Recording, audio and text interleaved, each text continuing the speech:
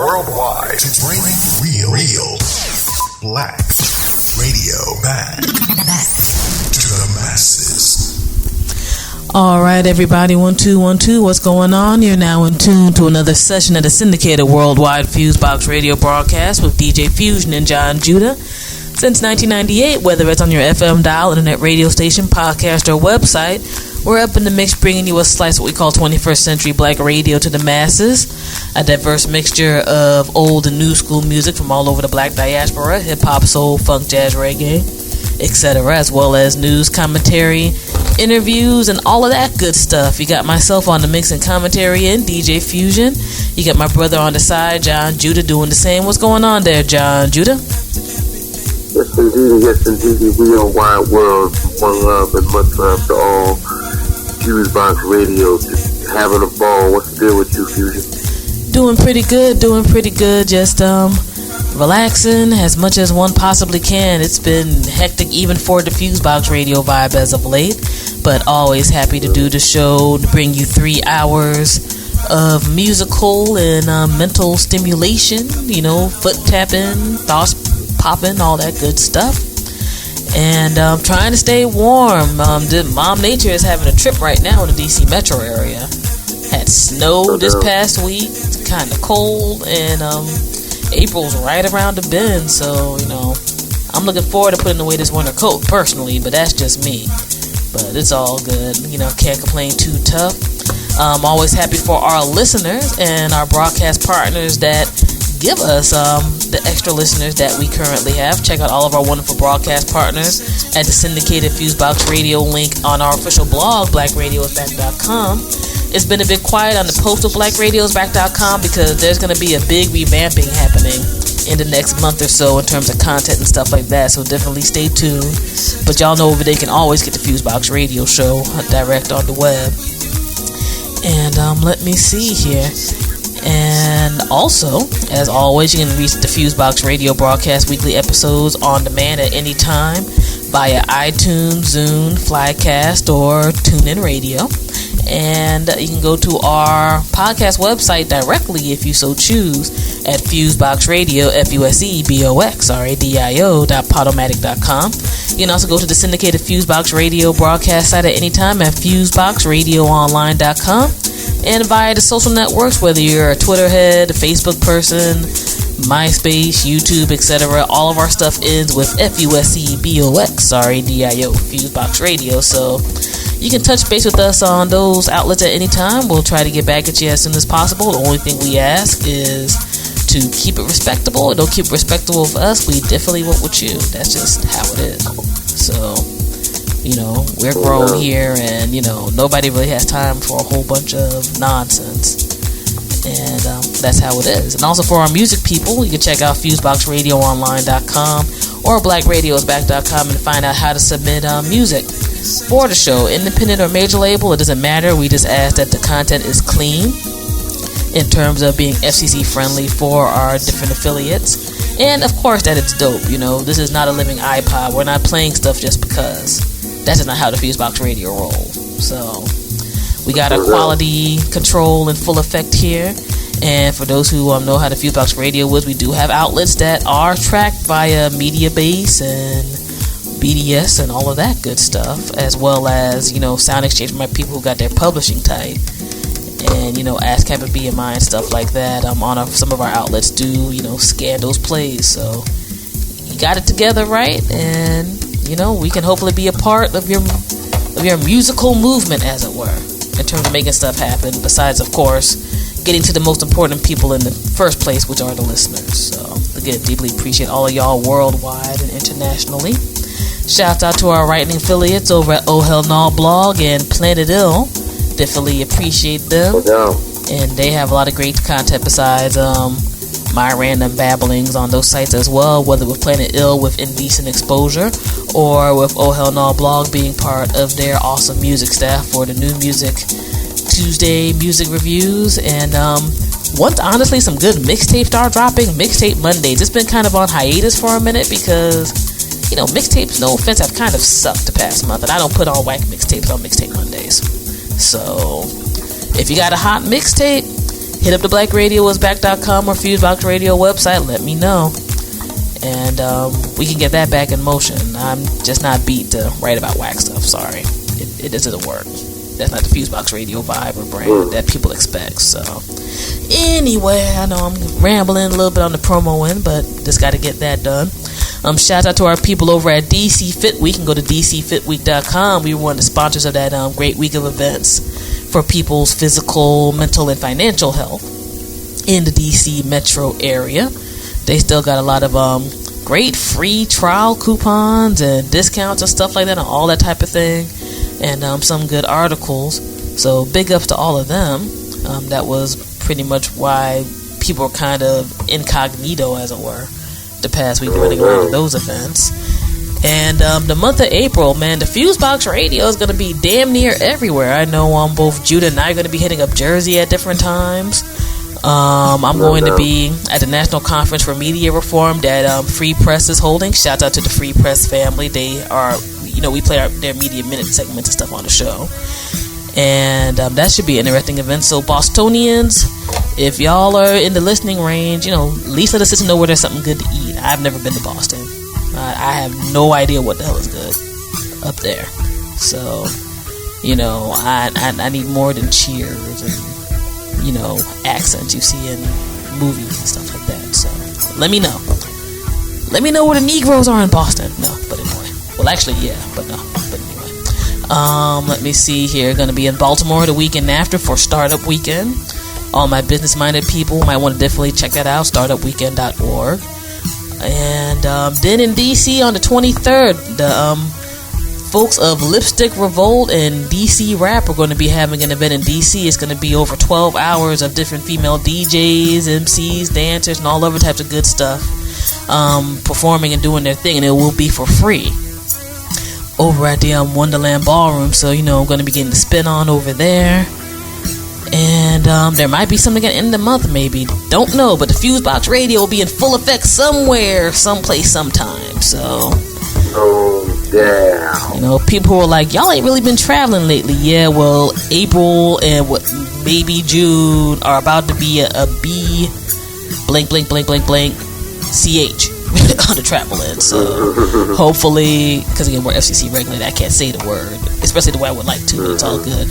But, yeah, we're going to be all over the place for the next few months. So if you're not in DC Metro or New Jersey Metro, where you might peek us every once in a blue moon, we're going to definitely be out there, and it should be fun. So shout out to everybody who we're getting involved with on those ends. And if you want us to DJ at an event or run our mouth at a panel or whatever else, hit up the FuseBox Radio online or blackradioisback.com site and the contact information. We'd be glad to try to see what's good and hopefully work something out and make some awesome things happen. And let me see here. I think that's pretty much it on the FuseBox Radio end of promo and babbling and stuff like that. Let's see here. We got a lot of stuff going on this week's show. We got brand new Direct Effects segment, brand new Black Agenda Report with Glenn Ford segment. Shout out to that entire crew. We got a new, Black University Radio Network Direct Effects segment. Shout out to Lamar Blackman and all of them. And we also have an interview on this week's show with the author of Empire State of Mind, a book about Jay-Z's business moves as a hip-hop head. And it's a really interesting book, nice and short. Both myself and John Judah interviewed the author, Zach O'Malley Greenberg, who, due to the wonders of Twitter, actually reached out to us about getting an interview on there, which is pretty sweet. One of the reasons why that, besides being kind of a tech dork on my end, I like stuff like that.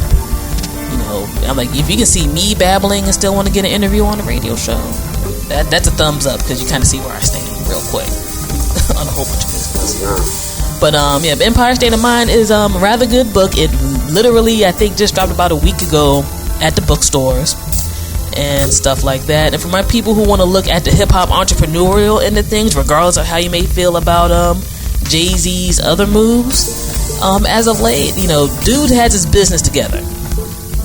And it's kind of fascinating in the book to see his early beginnings to where he's at right now. And, you know, people with clout from Fab Five Freddy to Clark Kent and a bunch of other people were directly interviewed for this book. So it's you know, it's interesting on a business end and the music end, and we get into some info how the book was created and stuff like that with Zach. So should be fun. Definitely give that a listen. And of course, you know, the good mix of the old and new music. And yeah, I mean, we got a lot of special interviews lined up for the next few weeks. Kind of backlogged, actually. It's been a little crazy how Hermity Assistant has been in the studio. So definitely stay tuned for the wonderfulness on the radio show. On the news and commentary end, a few things. Not too much off the top of my head right now. First and foremost, on the international front, the scenario with Libya is really starting, to me, to look shady as hell. It didn't ever necessarily look like it was the most stable type of thing. And first and foremost, I'm not a Gaddafi apologist by any means, ways, or whatever else. But for this entire unilateral UN thing to all of a sudden go down in Libya, where there's a whole bunch of stuff going on in Africa and above, and there's no UN people going over there to help people out, talking about we need to fight for freedom and democracy and stuff, it does look a little bit hypocritical, if nothing else. And then as a broadcast time, they were saying that there's CIA, like the news said there's CIA agents over there with the rebels. The news said there's some CIA agents with the rebels. I saw it on CNN. That's not a surprise. Not surprising. I'm almost a little startled that it actually came out there, because if nothing else, on a PR level, that means the U.S. is already in deeper than they want to kind of try to say. Not like, oh, well, we're part of the UN, so, you know, we're helping out as part of this UN mission that we're going to bounce. But you got CIA agents there, though.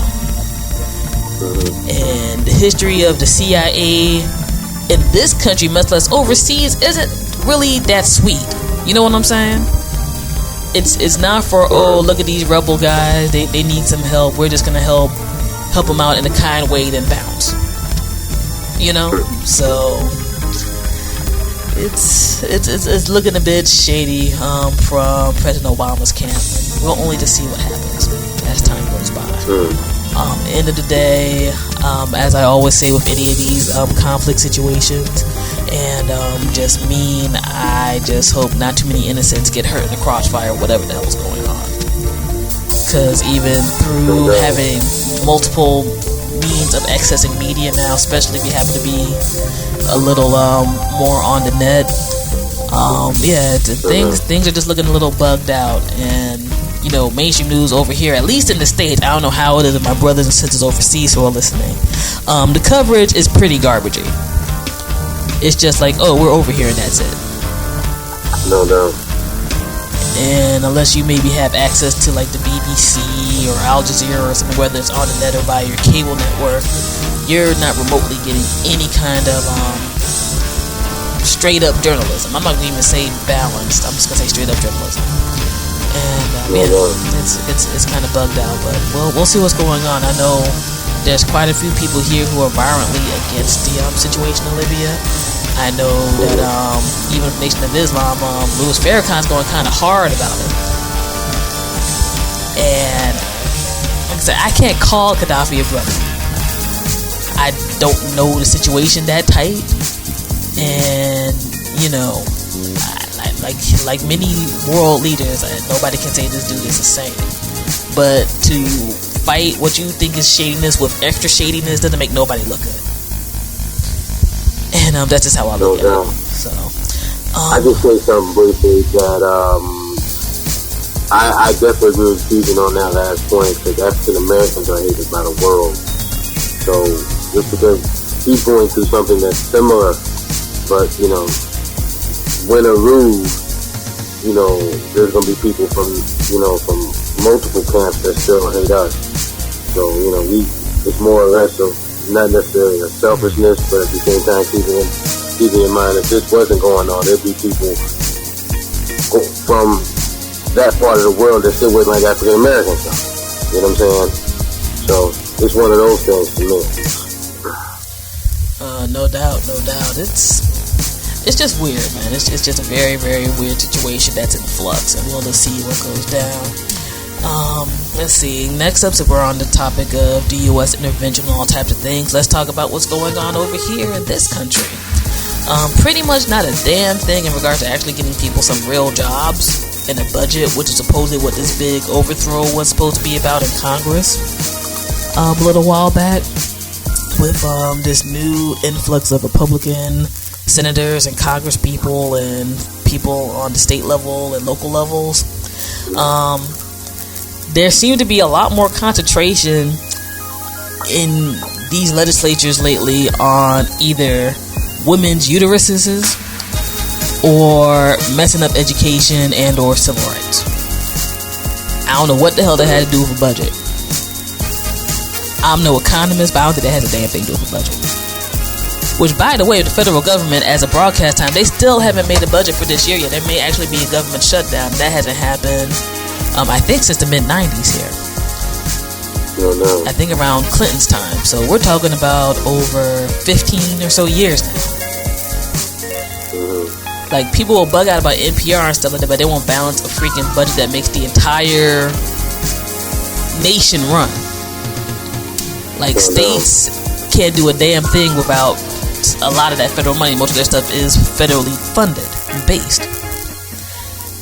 And to see people who are supposed to be about helping out Americans as a whole, like, nitpick over dumb-ish, I had to censor myself, luckily, because I was close to not censoring myself. It's foolish. Like, people are screaming about NPR and Planned Parenthood and who should and shouldn't have an abortion, which, quite frankly, I think is a private matter more so than the state. That's why we had Roe versus Wade way back when in the first place. That's between that man and that woman, and they higher power they deal with. And secondly, I think all this stuff where people are trying to go at abortion, it ain't gonna stop people from having no damn abortion, and nobody's trying to advocate sex ed. So it's really backwards. And then for those who want to care about lives when they're born, you know, you're cutting out stuff like Head Start and other programs that help out kids, or institutions that for people who might not have a whole lot of money to get care for those kids. Or, by the way, we don't want them reading certain books now because it messes with our ideology. But that's real history, but we want our kids to innovate against the rest of the world. You know, like, cats, like, I don't know what's going on. Like, some people may say that people are evil, some people may say they're deluded, some people may just be doing everything possible just to be like, we don't like Negroes in the White House, so we're just going to be contrary about everything. I don't know. All I know is that it's really stupid and it's counterproductive and nobody's being helped. And all these people who, you know, maybe because they have certain fears of change and all of that, are still trying to act like they're 40s loons who are in office, they're going to get a rude awakening when, you know, stuff gets worse. Gas is already high as hell.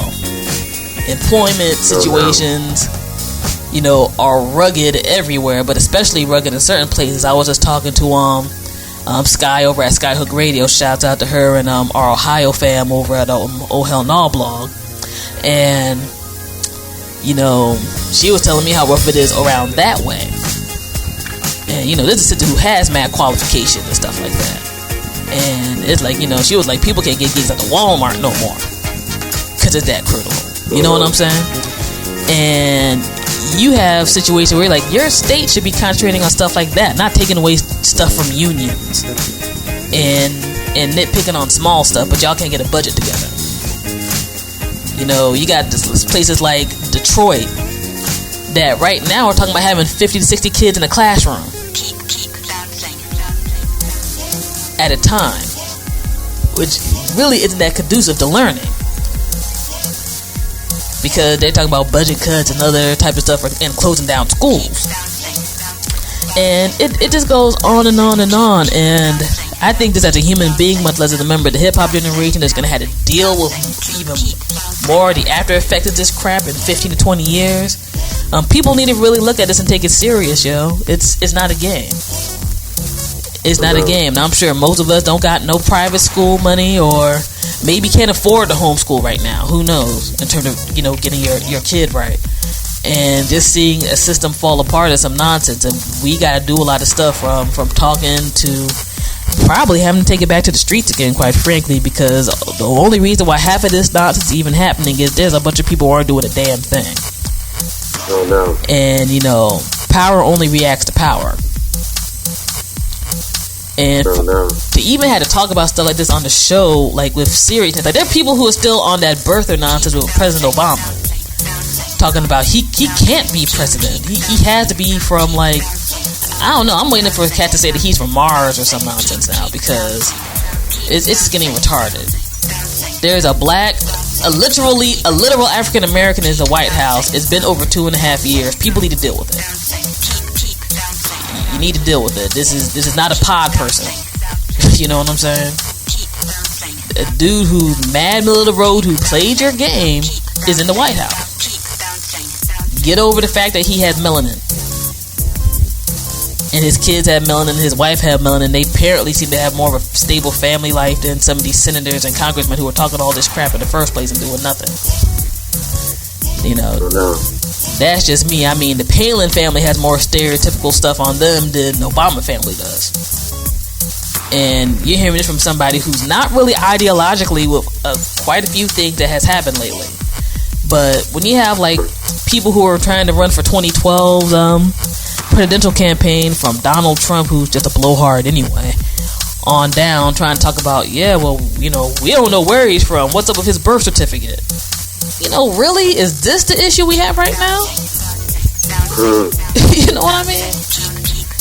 Gas in the past 3 weeks has gone about 50 freaking cents. At least where we are in Maryland. At least where I'm in Maryland, I should say, more so than anything. Like, I know from driving around and doing my daily commute, every day the gas was creeping up price-wise. And people are still trying to nitpick on that. Like, I'm not saying that people got to be in love with homeboy or nothing like that, but if everybody's supposed to solve problems or try to solve problems by their own ideologies, solve some real freaking problems. If you want to nitpick on that when stuff is a little more calm here. And honestly, some of my famous and other hip-hop heads need to be ashamed of themselves for not acting like they care either. You ain't gonna have money forever, yo. You ain't gonna be shielded from stuff forever. When you get treated back on the street like you some regular cat, you can't be like, an injustice has been done to me then because you weren't doing nothing before. But yeah, that's my ramble. Oh, and one more last thing. Speaking of Donald Trump, I thought it was hilarious this past week that he was talking all this stuff on The View and other places about Obama and trying to ride that birther wave. I guess trying to get that particular audience for his nomination. And he gets a document out where he's like, here's my birth certificate from New York, and it wasn't an authentic birth certificate. I thought that was cosmically hilarious. So I'm like, okay, so where are you from, sir? I mean, your hair looks funny. We don't necessarily know if that's real freaking hair, but where are you from? Because apparently this is the routine that everybody had to go through to show their stuff, and you wanted to make a big deal and brag about it. And we're in the net age, so people research like, well, you didn't go to this particular place, so that's not your authentic birth certificate, okay? But nobody's gonna say a rich white dude ain't from America. You know what I'm saying? But this Negro is, because he's just too damn bright to make it up there. He had to infiltrate somehow. I'm waiting for somebody to say that Gaddafi planted him in a pod so he could become president. I mean, these cats are retarded right now. I honestly respect people more, like, stop using socialists and Islamists and all that, and if they just call them the N-word and call it a day. Could they be honest? All this roundabout stuff make me sick. I'd rather just somebody be like, I hate that women have more rights now than they used to back in the day when they lived in an idealized time. I hate that Negroes and Latinos and Asian people and other people got rights. I hate immigrants, and I hate the fact that colored people and women know how to read more. Just say it. Oh no. I personally would feel better. I mean, I'm different than most though. I'd like to see the snake in its fangs so I can know what to do with. But I don't know. We're getting ridiculous over here, and nobody wants to cross the border. If it gets too stupid, but catch it retarded. But I don't know. Anyhow. It's all good. It's all dandy and fine. And not too much pop culturally I can think of this week. Not too many awesome albums dropped this past week. I already bigged up Pharoah Monch's album last week. Still very good album. Still artistically creative and awesome. I don't know if I mentioned Marsha Ambrose's new album that dropped a little while ago. That's an awesome album too. She actually did she wrote Butterfly for Michael Jackson. She had a nice cover of that on her album. Kind of had a nice little boom bap to it. A little surprised it's not a single yet, but I'm sure it will be in the future. And I don't know, one more quick note. Honestly, black people and people in general need to stop being so damn scary about everything. Cats are scared to put out their opinions about anything right now. You could be like, I like Rice Krispies more than Frosted Flakes, and somebody be mad about that. Like, they about to have a headache about it. Like, Diddy likes Frosted Flakes. Like, I don't give a beep if Diddy likes Frosted Flakes. Can I have my own opinion, please? Damn. Cats are scary as hell over small business, and then you know, people wonder why this political craziness is going on right now. You know, like, stop being so scary. Every song ain't hot. Every TV show isn't the flyest ever. You know, everything can't be excused with so-and-so is making money. You know, calm down. Just calm the hell down, please. I know that's been annoying me hard lately. Like, cats is getting irate and lost over nonsense, but maybe for this media system, that's the point. I don't know. I do not know. Whatever. Oh, lastly, I saw a dope documentary called Inside Job. Check it out. It was the one that actually won the Academy Award this year. And besides, if you're a documentary person, if you want to really get a nice, succinct breakdown about how the Wall Street thing got jacked up, we saw the bailouts happen a few years ago, watch that documentary. It deserved its award. It's fast-paced, it's very forward, and if you want to see some uptight white dudes in suits get mad because their game got called out, watch Inside Job. Cause some cats get real hot on there, boy. It gets real hot. I almost had to give Sony Pictures Classic some credit for distributing that on such a big level. Cause it's a very powerful piece of work, and it's not, you know, I know some people look at something, they like it's too conspiratorialist or whatever. It's, you know, it's on some just the facts, ma'am type of stuff. And the facts are grimy and nasty. So give it a watch. It's entertaining. Besides having the educational and stuff. Also, on that end, I peeped this weekend too. Check out Black Swan, man. Natalie Portman was a crazy broad in that movie. And I'm not into ballet at all. I'm very anti-girly in that way. But ballet looked like wrestling in that movie because it was just that intense. And the storyline itself is good. So, you want to see a white chick go crazy? Watch Black Swan and see what's going down. But yeah, that's my mini movie reviews for today. And yeah, that's about it, man. I'm ready to get into this music, ready to get into this interview with Zach O'Malley Greenberg and his fly book Empire State of Mind, breaking down Jay-Z's business stuff, all of our segments, and yeah, ready to get some feet tapping right now. I've been babbling too much at this moment. Hope everything gets warm by our next show, and that we're into real spring weather here in the eastern United States. And definitely stay tuned to us at this outlet and beyond, and hopefully whether it's in Boston or Jersey or B-More or DC the next few weeks, we get to see some of you listeners live and in full effect. We're cool people, you know, we're friendly, come respectful, we come respectful back. And yeah, you know, people can chop it up, talk, have a good time. It's all dandy, and it's always nice to check out listeners of the show in full effect, or people off of the internet, because as people know, I'm on the Facebook and Twitter relatively often, and it's kind of nice to be like, hey, that's not your picture, there's a real person here. So I like seeing people. That's just how it is. And Judah likes seeing people, and you know, we're cool folks, you know what I'm saying? We don't look crazy. You know, most of the time we aren't crazy in a detrimental way. You might be a little energetic sometimes, but I I can't front on that end. But yeah, it's all good. So again, people in Boston, National Conference for Media Reform, we all happen to be around that way. You can go to freepress.net. They have a logo for it if you want to check out their information. I think they're still taking the last round of registrations at the broadcast time. It'd be awesome to see you. You know, Paul Porter, who we interviewed a few weeks ago of Industry Years, is going to be in full effect over there. Davey D is going to be over there, and a whole bunch of other good folks. And if you want to know what's going on with this media thing and maybe why it's so jacked up, it's a good event, and we'll be tweeting from there live and videotaping and stuff like that. So we'll have some footage from that, and it'll be deep. It'll be deep, but it ain't gonna be too academic-y or crazy or anything like that. You know, we don't like making people go to sleep on that type of stuff. So, but yeah, man, got a lot of good new music, a lot of good old school joints. John Judah got the Hill set up behind me, ready to go on his set. And y'all know how we do. Black radio continuing at its finest tradition here in 21st century. This is the syndicated FuseBox Radio Broadcast. DJ Fusion and John Judah.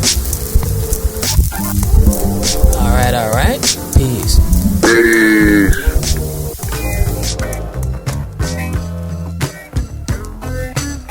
You are now listening to FuseBox Radio. I write rhymes for rehearsal, but first chill, I got a little story to tell ya.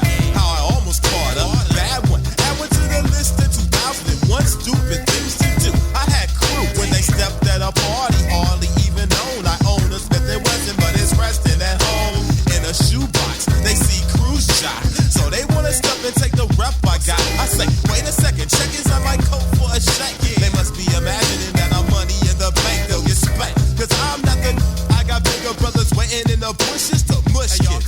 I talk when I wanna talk, never silence. Violence erupts when I clown ya. Catch a beat down ya, cause I never back away from.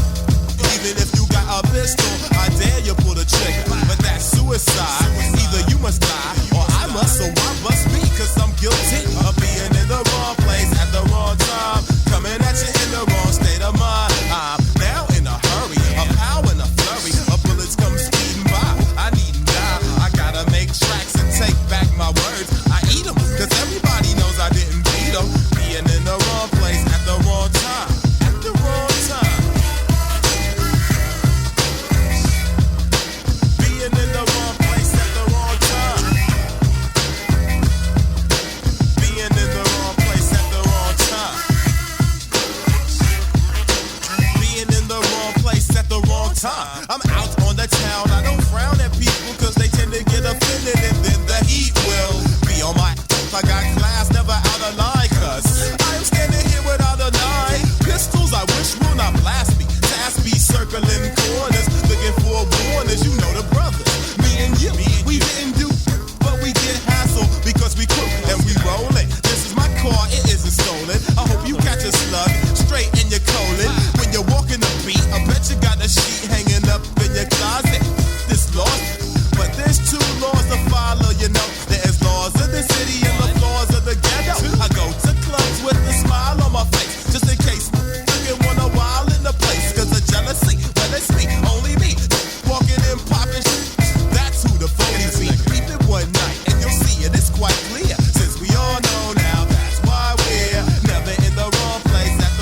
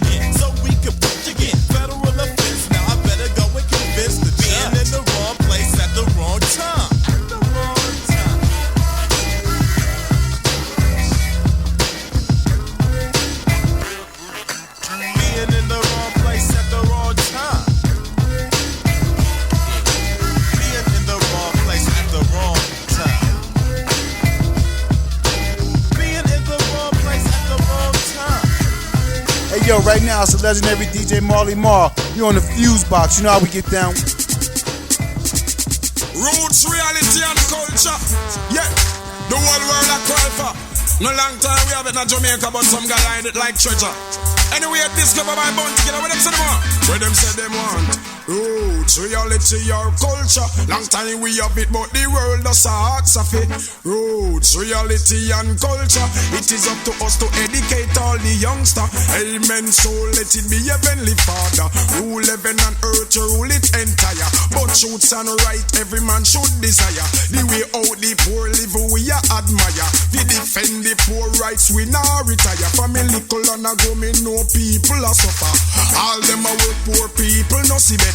Poor people work while the rich a get richer. Economic get a blow, so them the value we dollar. Every day we get up, cost a living get higher. Them raise up the rice, chicken back and the flour. Gotta guide me every minute, every hour. So roots, reality, our culture. Long time we have it, but the world just asks of it. Roots, reality, and culture. Enough things we talk where we see in the future. Black man a time for no all thing proper. Stop fight for PMP and stop fight for labor. Pull on the fist so no fit take down the finger. Stop bark the lead do no fit stop fire the copper. Stop shoot down your black sister and your black brother. A time for we vote for the Almighty Father. Him a guide me every minute, every hour. Upon the darkest road and through the darkest tower. Enough time me hungry and drink some water.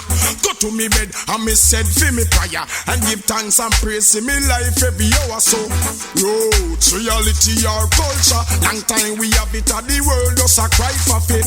Roots, reality, and culture. It is up to us to educate all the youngster. Mankind stop live like some beast and some creature. Every day you no get up a chat, boy you a gangster.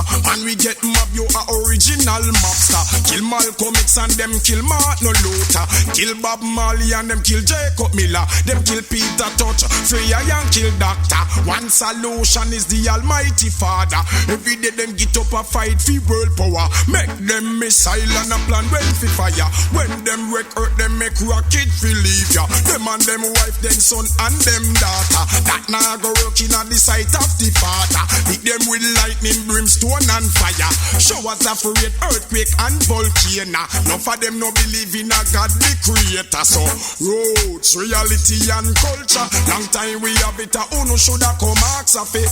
Roots, reality, and culture. It is up to us to educate all the youngster. Amen, so let it be Heavenly Father. Rule heaven and earth, you rule it entire. But truths and right, every man should desire. The way all the poor live, me I admire. We defend the poor rights, we now retire. From a little and a go, me know people are suffer. All them a work, poor people no see better. The poor people work while the rich a get richer. Economy get a blow, said them the value we dollar. Every day we get up, cause a living get higher. Them raise up the rice, chicken back and the flour. Gotta guide we every minute, every hour. On the darkest road and through the darkest tower. Enough time me hungry and drink some water. Go to me bed and me say for me prayer. And give thanks and praise to me life every hour. One solution is the Almighty Father, but now listening to FuseBox Radio with DJ Fusion.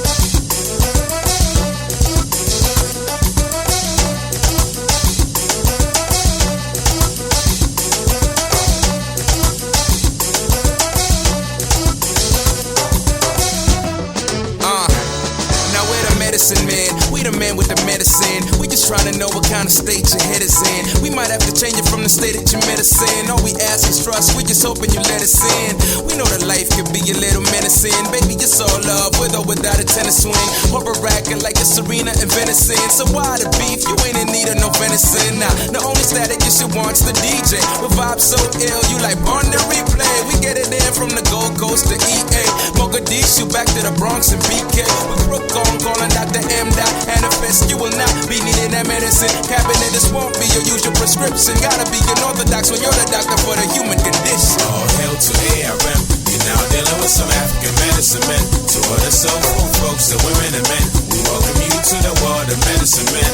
Hey, hey, medicine man, medicine man, medicine man, medicine man, medicine man, medicine man, medicine man. Hey, hey, hey. the soul medicine. More better than sun rays kissing my melanin. Always in my element, even when I'm hella bent. So funkadelic, Judge Clinton in the parliament. So pharmaceutical, no Advil or Tylenol. Bullheaded matador, tell me you ain't mad at all. Me, I'm rarely ever tongue-tied. Moonwalk so much, the preachers say I backslide. But I'm just on it high, never ever shucking job. Do you want static? Yes. We can take it outside. Spoonful of herbs I serve for you black nerds. Good for the spine, for the mind, to calm your nerves. So lay, lady, lay, let me soothe ya. Step into my crystal ball, glimpse into your future. Juju or voodoo, ain't too much difference. Medicine, men, heal wounds with an ink. All hail to ARM. You're now dealing with some African medicine men. To all the soulful folks, the women and men, we welcome you to the world of medicine men. Hey, hey, medicine man, medicine man, medicine man, medicine man, medicine man, medicine man, medicine man. Hey, hey. Now if you're here to be treated, please be seated. We got what you need the moment you need it. You just gotta open up your soul to receive it. This is not a religion, but you better believe it. Musical Viagra, use it in the Jaguar. Whether you Grey Goose up or sipping aqua, it's the hereafter. Keep it stepping like campus. Rashing your thoughts, eat your words like tapas. Rappers who highlight Africa on the atlas need not rehearse with this profession that we practice. Natural enhancers, soothing to the tissue, and we keep it in official where the rest are artificial. Black to the tissue, issue, petrified. We can reconstruct like gentrified housing. Certified mountain, organized medicine men, Highlanders, immortalized. All hail to ARM. You're now dealing with some African medicine men. To all the soulful folks, the women and men, we welcome you to the world of medicine men.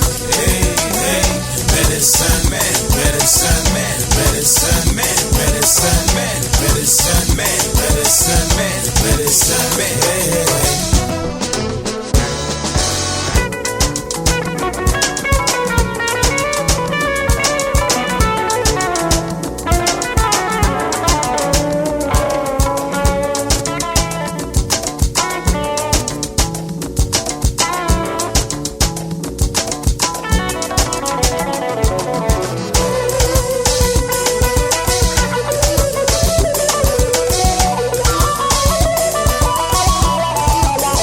What's the deal? It's MC Light. You're checking out the FuseBox, bringing the best of hip-hop and R&B from all over. The hottest, DJ Fusion. Take me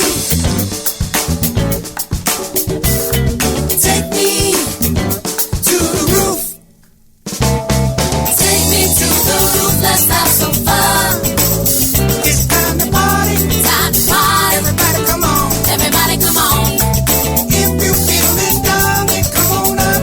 Come on up. And let's get down. Let's get down. Get down. Get down. Come on in. Take me to the rooftop party. Yeah, yeah,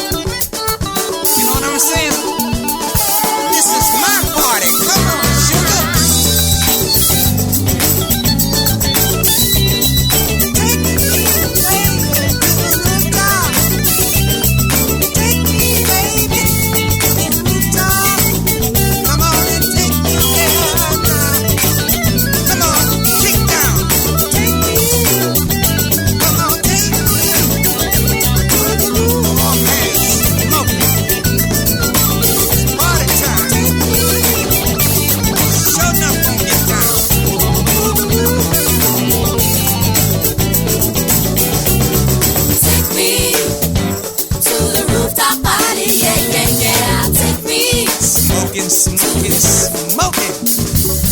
Take me to the rooftop party, yeah. Take me to the roof. Right here on the FuseBox Radio. DJ Fusion. Yeah.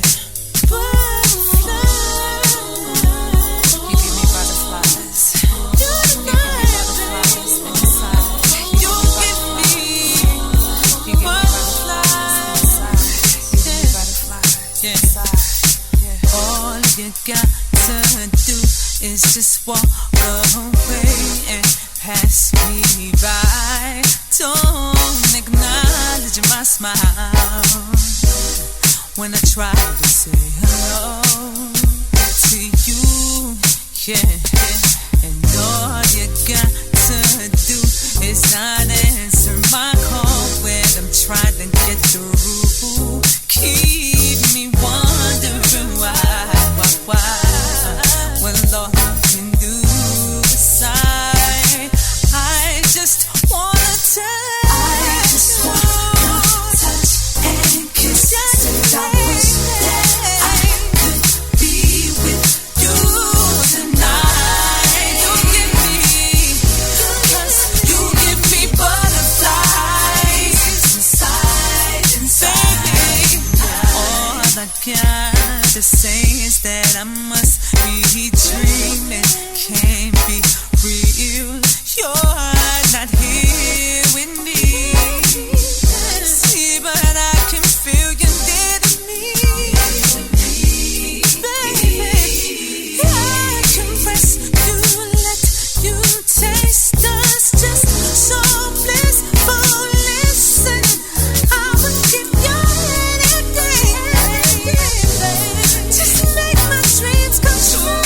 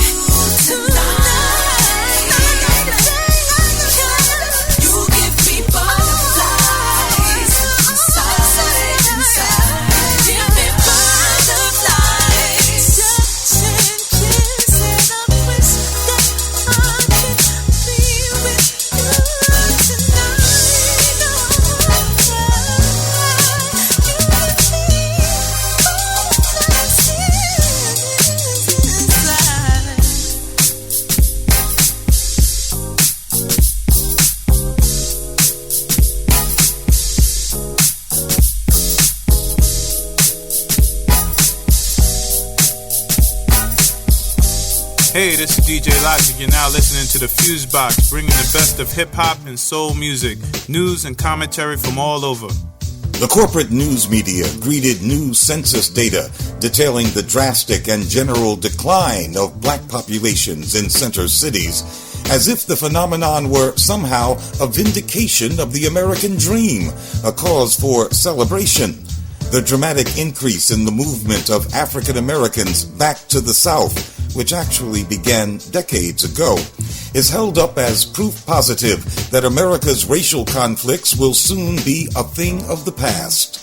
Newsrooms seem filled with jubilation that the nation's cities will soon be liberated from 2 generations of concentrated black presence. Underlying the upbeat news coverage is the assumption that a diffusion of blacks is, by definition, a good thing for the nation as a whole and for black people themselves. It also assumes, against all relevant evidence, that this mass movement of black people from New York City, Chicago, Philadelphia, Los Angeles, Detroit, Oakland, and so many other cities is totally voluntary, that economic pushout has played no major role in emptying the cities of blacks and sending hundreds of thousands down to Dixie. It is an absurd assumption by journalists whose elation at the black exodus compels them to ignore gentrification as one of the main factors. People who are priced out of the cities by gentrification cannot be considered voluntary migrants. Gentrification has become an overarching fact of black urban existence, making life less tenable every day, especially in New York. It is no wonder that 17% of blacks that relocated to the South in the past decade were New Yorkers, far more than from any other state. When gentrification places the monthly rent hopelessly out of reach, there is no choice but to leave. And why not South, where it's cheaper and there are so many people who look like you, some of whom are related? Those who would characterize the black southward movement as overwhelmingly voluntary and non-economic speculate that folks are going south to be near family. But family has always been there. Why the big rush to join them now? There is literally no statistical basis in U.S. Census data to conclude that the urge to strengthen family ties is an important factor in reverse black migration. But white corporate media and the types of black folks that work for it have no problem substituting their own favorite scenarios for real data and real facts. Black movement from inner cities to the suburbs is also intertwined with gentrification. It is not only the poor who are pushed out, but also better off families and singles for whom city life is no longer viable. But all suburbs are not alike. Study after study shows that blacks more often wind up just outside the borders of the central city in older suburbs, many of which have the characteristics of inner city ghettos without the conveniences and urban amenities. Such suburbs hug the edges of Washington, Chicago, and Detroit. Other suburbs may appear to be racially integrated today, but that is only a snapshot in time. These places will be much blacker or browner tomorrow because of white flight, the root source of segregation in America.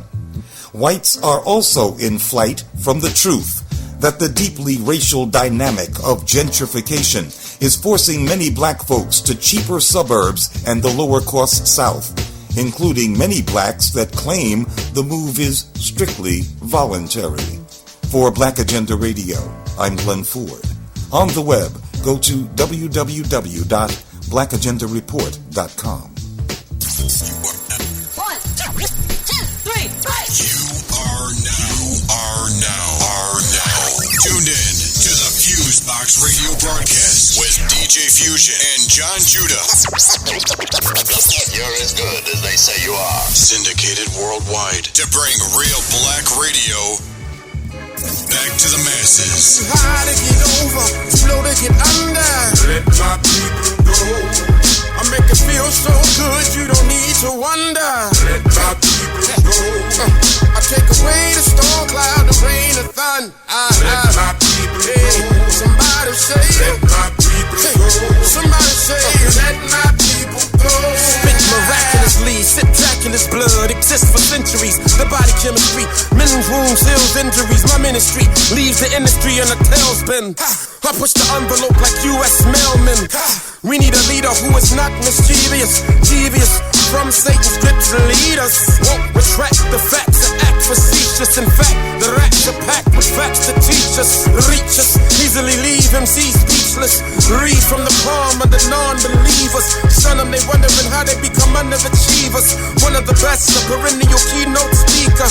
And I got it, you want it, come get it. I want it, and I will show you a way to let my people go today. Try to get over, slow to get under. Let my people go. I make it feel so good, you don't need to wonder. Let my people go. I take away the storm cloud, the rain, the thunder. Let my people go. Somebody say, let my people go. Somebody say, let my people go. They're trying to sell lies to the people, knowing it's hard times for the people, I knock your ass unconscious, put it up on YouTube, then film a sequel so it's free for the people, Go ahead and download it, I'ma teach you how. Be as a prophet, a pastor, a preacher with undisputable logic for blasting through your speaker now. I'm trying to learn your monk ass, I'm trying to reach you now. Still you're like, who's this dude? Return to fix, shape the game like Rubik's Cube. Chick sees brolic now, ruthless too. Spit the gospel on wax, what he chooses to do. Damn, open your eyes, man, you've been bamboozled by the usual plans. Hit up the middle like Stan Musial. If y'all are telling me today's music is suitable and appealing, and I'm telling you the feelings are not mutual. So hard to get over, slow to get under. Let my people go. I make you feel so good, you don't have to wonder. I take away the storm cloud, the rain, the thunder. Somebody say, let my people go. Somebody say, let my people go. Young children, put your pants on up. Who wants to see the crack of your ass and see your butt? You need to let all the people go. Best to collect the plate to give me all of my dough. And if you're wondering what's under my robe, my old rusty ass 38 snub nose. And just in case you're thinking that my shit don't work, I said, go on and try robbing my church. Too high to get over, slow to get under. Let my people go. I make it feel so good, you don't need to wonder. Let my people go. I take away the storm cloud, the rain, the thunder. Let my people go. Somebody say, let my people go. Somebody say, let my people go. I'm too high. I'm too low. I'm too low. I make it feel so good, you don't need to wonder. Let my people go.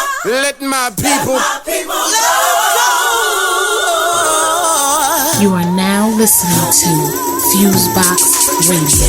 Live from planet Risk, 19th galaxy, light years away where we exist. Extraterrestrial, blast cruise to bits. Just pieces of my pieces alone can take you back home. We zoning on the same frequency, frequently. No longer write rhymes, answer back with beats speak to me. Reason be different every time now.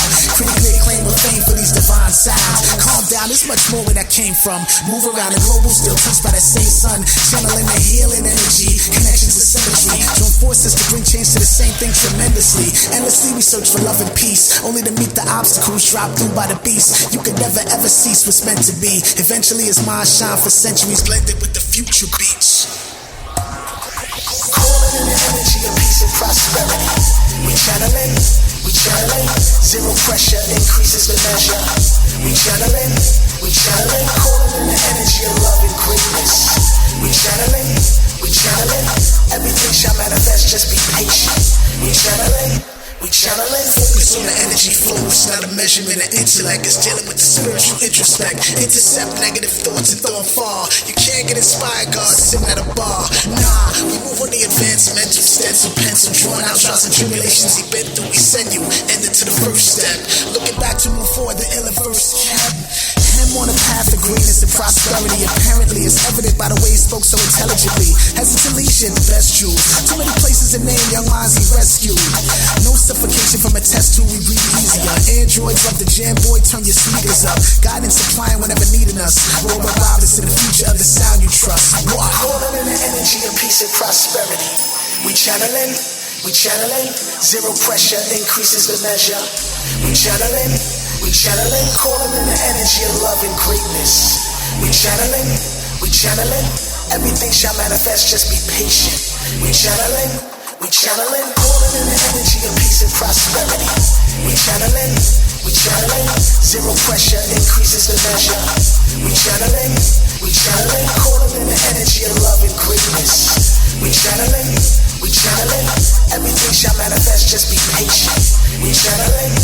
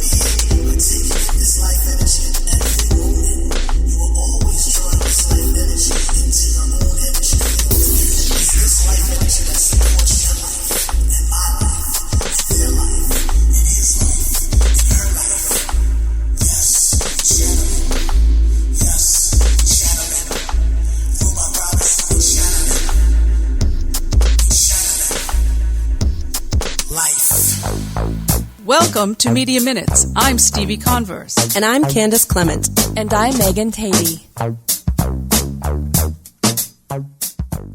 AT&T has made a surprising deal to acquire T-Mobile for $39 billion. AT&T CEO Randall Stephenson brushed off notions of creating a duopoly, saying the industry will continue to be a fiercely competitive market. But many analysts say the combination of the second and fourth largest wireless providers in the United States would further consolidate a market already ravaged by mergers. And consolidation is usually bad news for consumers. Matt Wood is Associate Director of Media Access Project, a nonprofit public interest law firm. We've kind of seen a relatively steady slide towards fewer and fewer competitors over the last decade. You look at these annual reports that the FCC, the Federal Communications Commission, does about the state of competition in the wireless market. And they used to be able to say there are at least 7 nationwide competitors, and then it's 6, and then it's 5. You know, people like when Sprint acquired Nextel, and that took out a whole competitor. If AT&T devours T-Mobile, we'll be down to 3 national competitors: AT&T, Verizon, and Sprint. AT&T and Verizon will control 80% of the wireless market. Is that market competitive enough to keep prices low and service choices abundant? Wood says no. There is some competition in some markets, but they are able to look at each other and not really compete on price terms, not really compete on service conditions and on things like early termination fees or text message pricing or any number of other places in which they take a little bit more out of your pocket. Because T-Mobile doesn't have access to the iPhone or other popular devices, it uses creative pricing to attract customers and keep market prices from skyrocketing. The loss of that sort of competitive pricing carrier, that will be a big loss, and that will take away what we see as a natural restriction on AT&T and Verizon's ability to jack their prices up. AT&T Stephenson also touted the deal for creating efficiencies that will save money as the two companies share assets. Efficiencies are often talked about in merger proposals to shareholders, and what efficiencies mean to us is job losses and cutting back on the investment and on the workforce that these companies need to employ in order to provide service. So this is not a job creator. For more information, go to mediaaccess.org.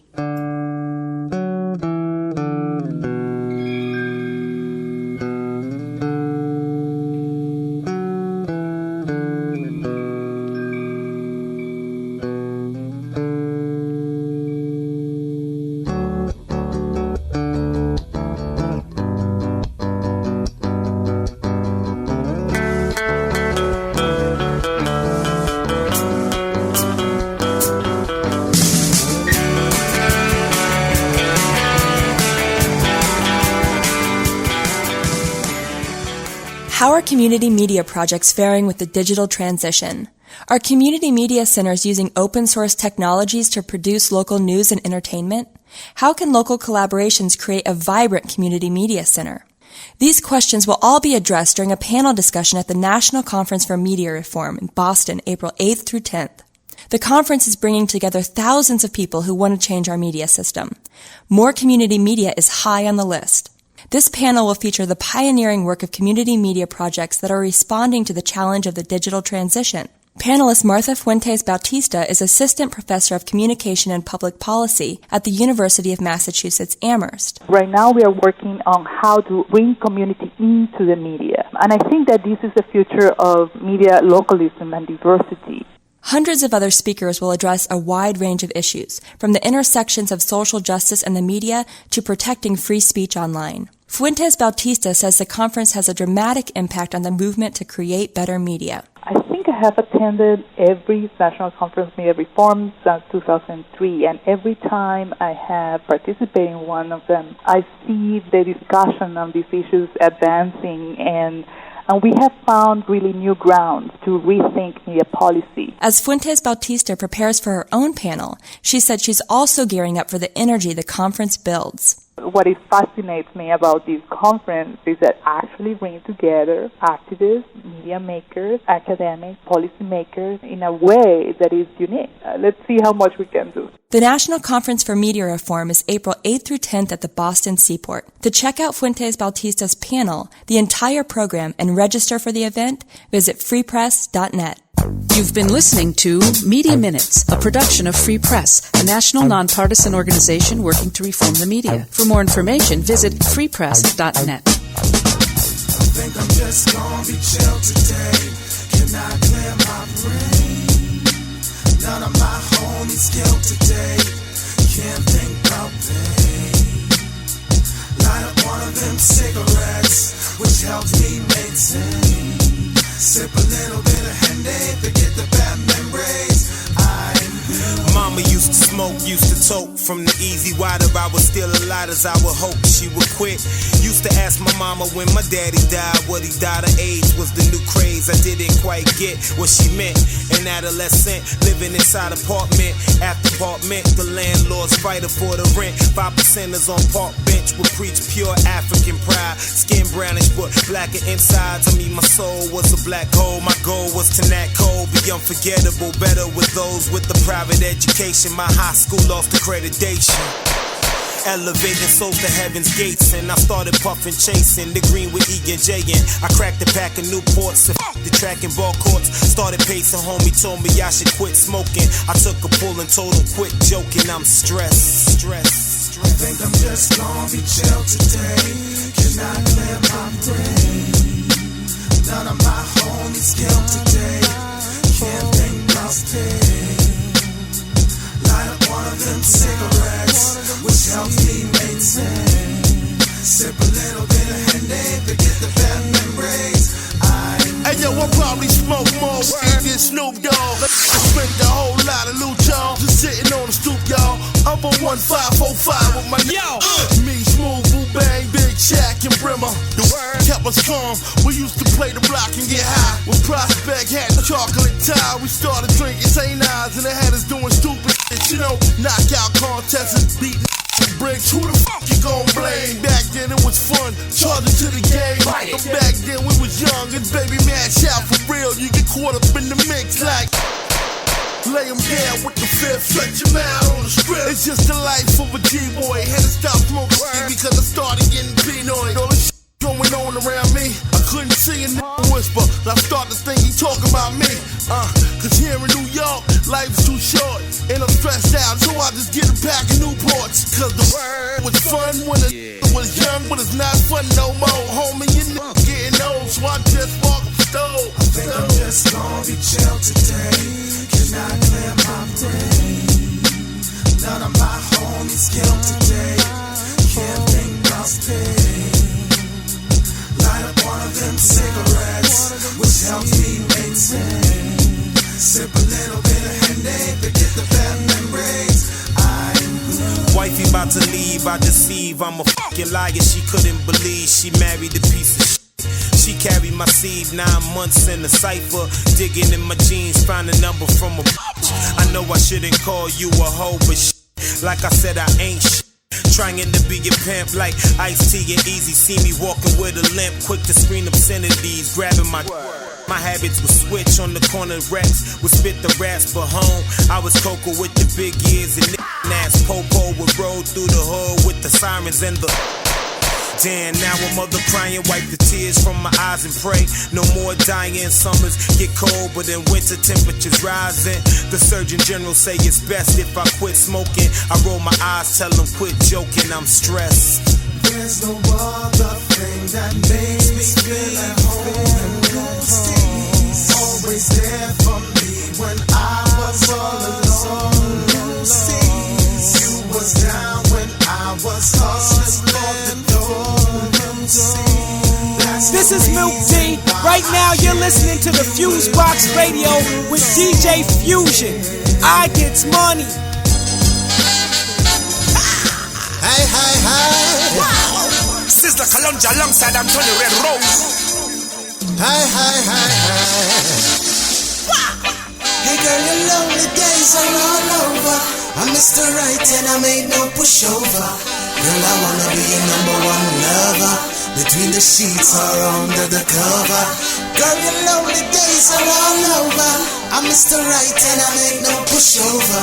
Girl, I wanna be your number one lover. Between the sheets or under the cover. Oh, yeah. Girl, me have the right thing for you. Girl, me have the right thing for you. Girl, I whole night I want you. Girl, I whole night I want you.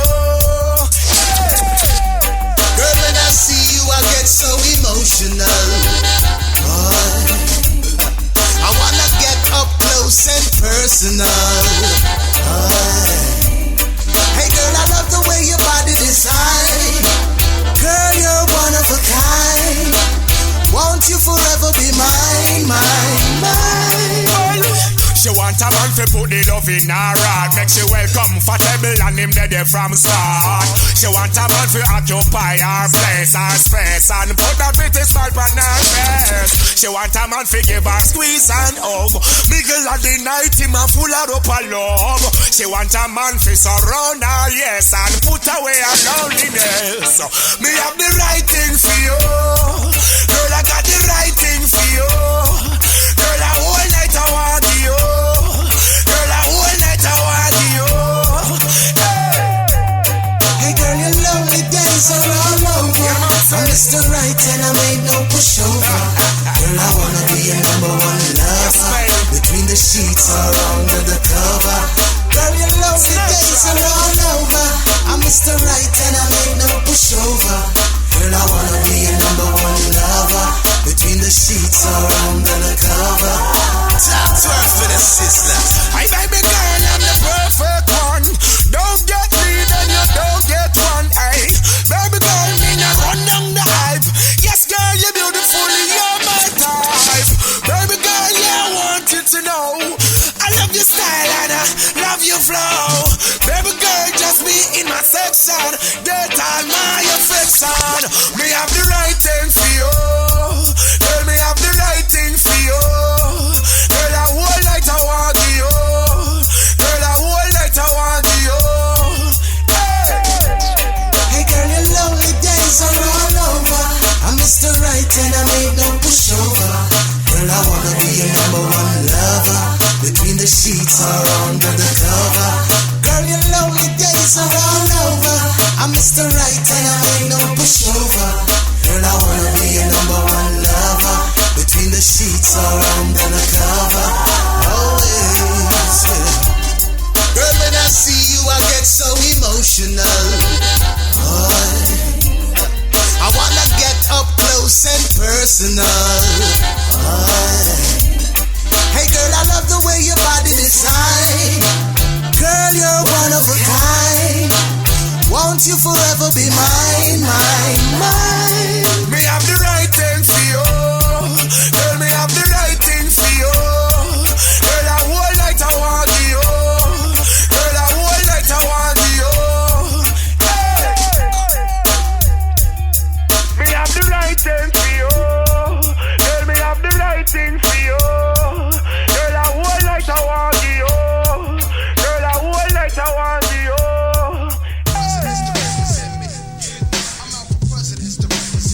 You're now listening to FuseBox Radio with DJ Fusion. We'll always spit that one that rhyme a clip. Me and my conglomerate shall remain anonymous. Caught up in the finest clique.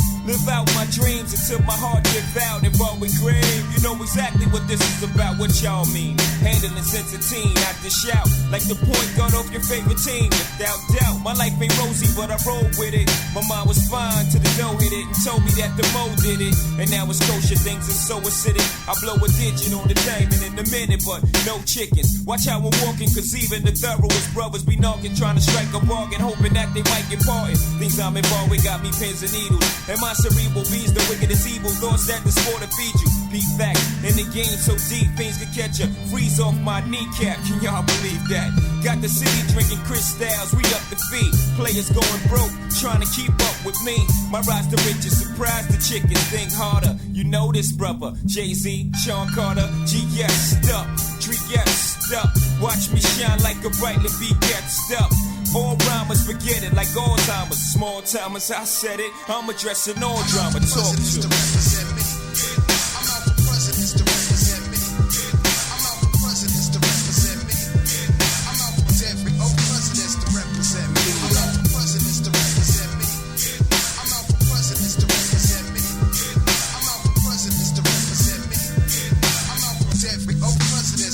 So sick of rappers. I want money like Cosby, who wouldn't? There's this kind of talk that make me think you probably ain't got no pudding. Players got them kind of dreams from jail. You in the streets, player, make your moves, get your mail. Fellas are coasting the SL, but can't post bail. Roast the L, but scared to throw your toes swell. I'm here to tell fellas, it ain't on swell. It's heaven, been as hell, fella. One day you're cruising in the 7, next day you're sweating, forgetting your lies. Alibis ain't matching up, nonsense catching up. Here with the Rico, they repo your beat your code. Everything was all good just a week ago. About to start bitching, ain't you? Ready to start snitching, ain't you? I forgive your weak acts, hustling just ain't you. Aside from the fast cars, honeys that shake their calves and balls, you know you wouldn't be involved with the underworld dealers, carriers of Mac Millers, East Coast bodyers, West Coast cat pillars, little monkey cats turn gorillas, stopped in the station filled up on octane, and now they not sane and not playing, that goes without saying, slaying day in and day out with money playing, then they play you out, trying to escape my own mind, lurking the enemy, representing infinities with presidencies, you know. Every old president's to represent me. Every old president's to represent me. Every old president's to represent me. Every old president's to represent me. I'm out for presidents to represent me. I'm out for presidents to represent me. I'm out for presidents to represent me. I'm out for presidents to represent me. I'm out for presidents to represent me. I'm out for presidents to represent me. I'm out for presidents to represent me. I'm out for every old presidents to represent me.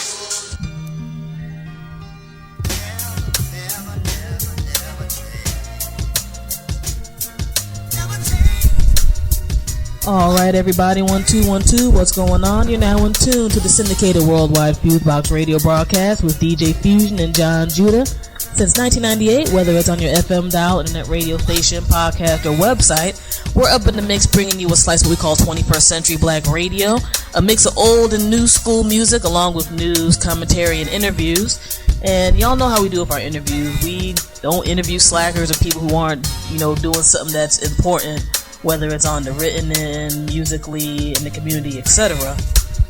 And everybody who's been listening to this radio show for the past 13 years knows that I am a bookworm. I dig my reading. I'm kind of a geek on that level. But I'm really into books that impart information more so than fiction and stuff like that. And when I ran into this interview opportunity via Twitter, ironically, I just had to hop on it and get things going. There's a new book that literally just dropped this week called Empire State of Mind, How Jay-Z Went From the Street Corner to the Corner Office, and we have the author of that book on the line, Mr. Zach O'Malley Greenberg. Had to be the long name and stuff there. I don't know if we can just call you Zach or... For sure. Thanks so much for having me on. No problem. Thanks for being down with us. And for people who may not know your history, I'll do a brief synopsis. You write a lot for Forbes and a lot of music categories, and particularly, things skewed towards the hip-hop generation and things of that nature. Now, what inspired you to write this book? Well, it was actually an email that I got from the editors at Penguin Portfolio, my publisher. I was just sitting at home sick one afternoon. I had a fever. It was July. It was terrible. And I saw this email, and it said something like, book project opportunity. And I thought, man, that sounds like some kind of spam. But I opened it anyway, and sure enough, it was an offer to write a book about Jay-Z. Well, there were a few more steps before it finally got to the point where it was finalized, but that was kind of how it all came about, and certainly not an opportunity that I would want to decline. All right, no doubt. Now, going through your book, you went through some travels, getting some information about Jay-Z on both the personal end and the business end. But how long did it take for you to get all of this stuff together? I mean, we see stuff from Fat Five Freddy to Jaz-O,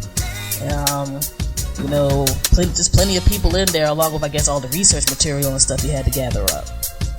Yeah, it took me the better part of a year between, researching and writing and editing, and but yeah, it felt like it went by pretty quickly. My travels took me from Harlem to Brooklyn to California to France to Germany, all kind of tracking down details on some of Jay-Z's business interests, and just trying to learn more about the man. All right, no doubt. And then people who didn't read this book and see that you put in your work, I mean, there's that story about you meeting DJ Clark Kent over at Applebee's. That's y'all right. sitting back in it. It was the middle of winter. I remember it was like just like one of those terribly cold days when we were sitting inside in a booth on Flatbush Avenue, and I think we knocked back a couple margaritas, and he told me the whole story. We sat there for 2 or 3 hours, and he told me everything about how he first discovered Jay-Z and introduced Jay-Z and Damon Dash, and also how he kind of arranged the meeting of Jay-Z and Biggie to record Brooklyn's Finest, which was just kind of a roundabout way of getting things done, but it worked out really well. So that was one of my favorite interviews of the whole book. That's definitely one of my favorite sections as well, especially for my people who are more on the music and the entire situation with Brooklyn's Finest. It wasn't exactly the organic meetup people would have thought it was going to be. Especially learning that Dame Dash didn't necessarily want Brooklyn's Finest to even be recorded with Big.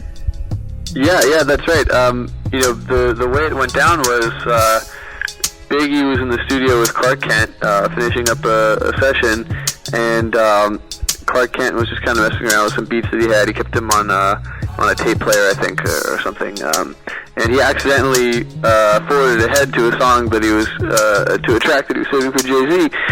And Biggie said, "Oh man, what's that song? It sounds awesome. I want to be on it." And Clark Kent said, "No, I'm saving it for Jay-Z." And at this point, Jay-Z hadn't even put out his first album yet, and Biggie was huge, and so Biggie said, "Well, why are you doing that? What's so good about this guy?" And Clark Kent said, "No, you don't understand.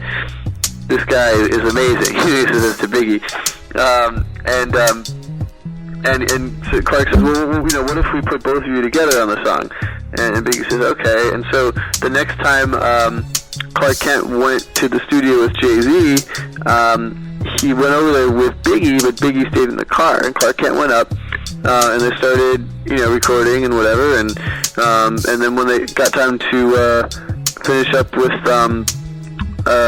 Brooklyn's Finest, Clark Kent said, "Well, what would you guys think if we brought in Biggie, and had him do a verse on here?"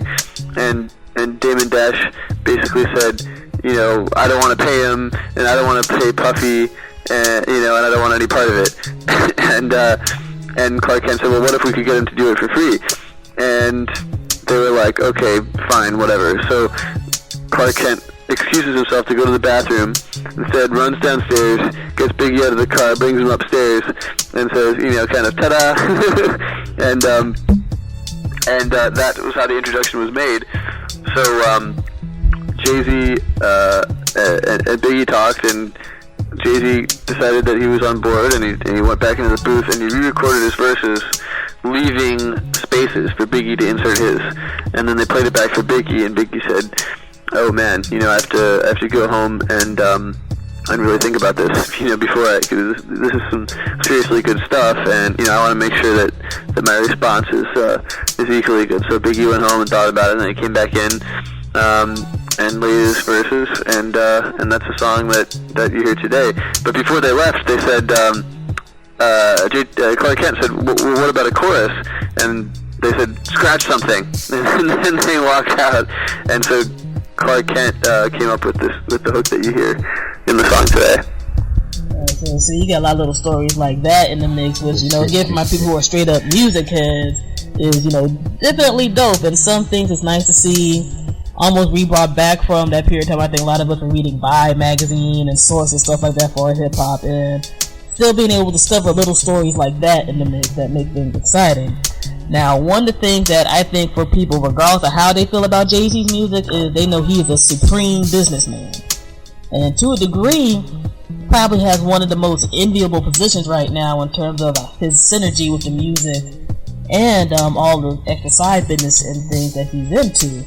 Now, with that, there's a really nice breakdown in terms of the very beginning from when he first started, hustling in Brooklyn to the position that he's at now, including the time frame he was at Def Jam, the Rockefeller era, and I guess even that super beginning Rockefeller era before they actually got their distro deal and things via Def Jam. Now, one of the aspects I could definitely receive from your book is Jay-Z is a big money man, and sometimes people look like they get a little sacrifice for him to get that money. There's a lot of conflict from some people in this book in terms of how they see Jay-Z's rise. From your personal opinion, how do you see it on a business level? On a business level, I think you can't really place too much blame on him for anything he did. He really always followed the money, and not just where it was, but where it was going to be. And he always identified mentors and learned everything he could from them. But in the end, a lot of them he just kind of cast aside when they had sort of outlived their usefulness to him. And you could say that about that's maybe what happened with Damon Dash and Jazzo and some of these guys who really taught him a lot of what he knows. So from a business perspective, he cut them out, and from the most cold-hearted sort of just straight business perspective, in terms of keeping the most money, maybe that was a good idea. But from a personal standpoint, I think that it's a lot different, and I think it's easier to judge that more harshly. And there's definitely some information about that in here that's kind of crazy and all that. But I know the book tackles more the business, and let's talk a little bit about that. One of the things I think Jay-Z has been really successful in is being able to meld his old cred or brand into just about everything he does. And one of the great stories that's in your book is about the Rooker Park scenario when he had Team S Carter, and he was promoting the shoe and all the things over at that time, including the Black Album. And while on the business end it looked like everything went great, I kind of found it interesting that on a personal level he was kind of hurt because he didn't win the Rooker tournament with his team. Like on a business level, you're like, yo, you killed it. You had New York sweating all the stuff that you were dropping, but on this one level, you're like, I didn't win all the way, and that seems like what's tends to be the heart of Jay-Z in general, is that he's just very driven. Yeah, that's right, and it's like he says in the song, "I will not lose ever." But I think a lot of it with Jay-Z is not just about winning; it's about not losing. It seems that it's not I will always win. It's I will not lose ever. He's just I think he's like all of us are. I think he's afraid of defeat. And the reason why the Rooker Park thing didn't work out, it really wasn't his fault. The blackout happened the night of the final game was supposed to be played, and then Jay-Z ended up having to make a choice between, do I stay for the rescheduled game, and sort of get all my ringers to come in. They had LeBron was going to play, and Shaquille O'Neal was in town to play. They already had Tracy McGrady, Sebastian Telfair, Jamal Crawford, some other guys. But Jay-Z was the one who was going to make the phone calls to make all of that happen again. And on the other hand, he he had a vacation to the south of France with Beyonce scheduled the day after, the game that was supposed to be played that was delayed by the blackout. So he was faced with this choice. Do I show up and make this happen, or do I go to the south of France and hang out with Beyonce? I mean, I think I would have chosen the latter, but that's what he ended up choosing. And I think what's really interesting is that when he came back, he put the kibosh on this documentary that Fab by Freddy had been filming about the Record Park run. That was really going to be a feature-length film, and Fab had plans to have it run the festivals and such, and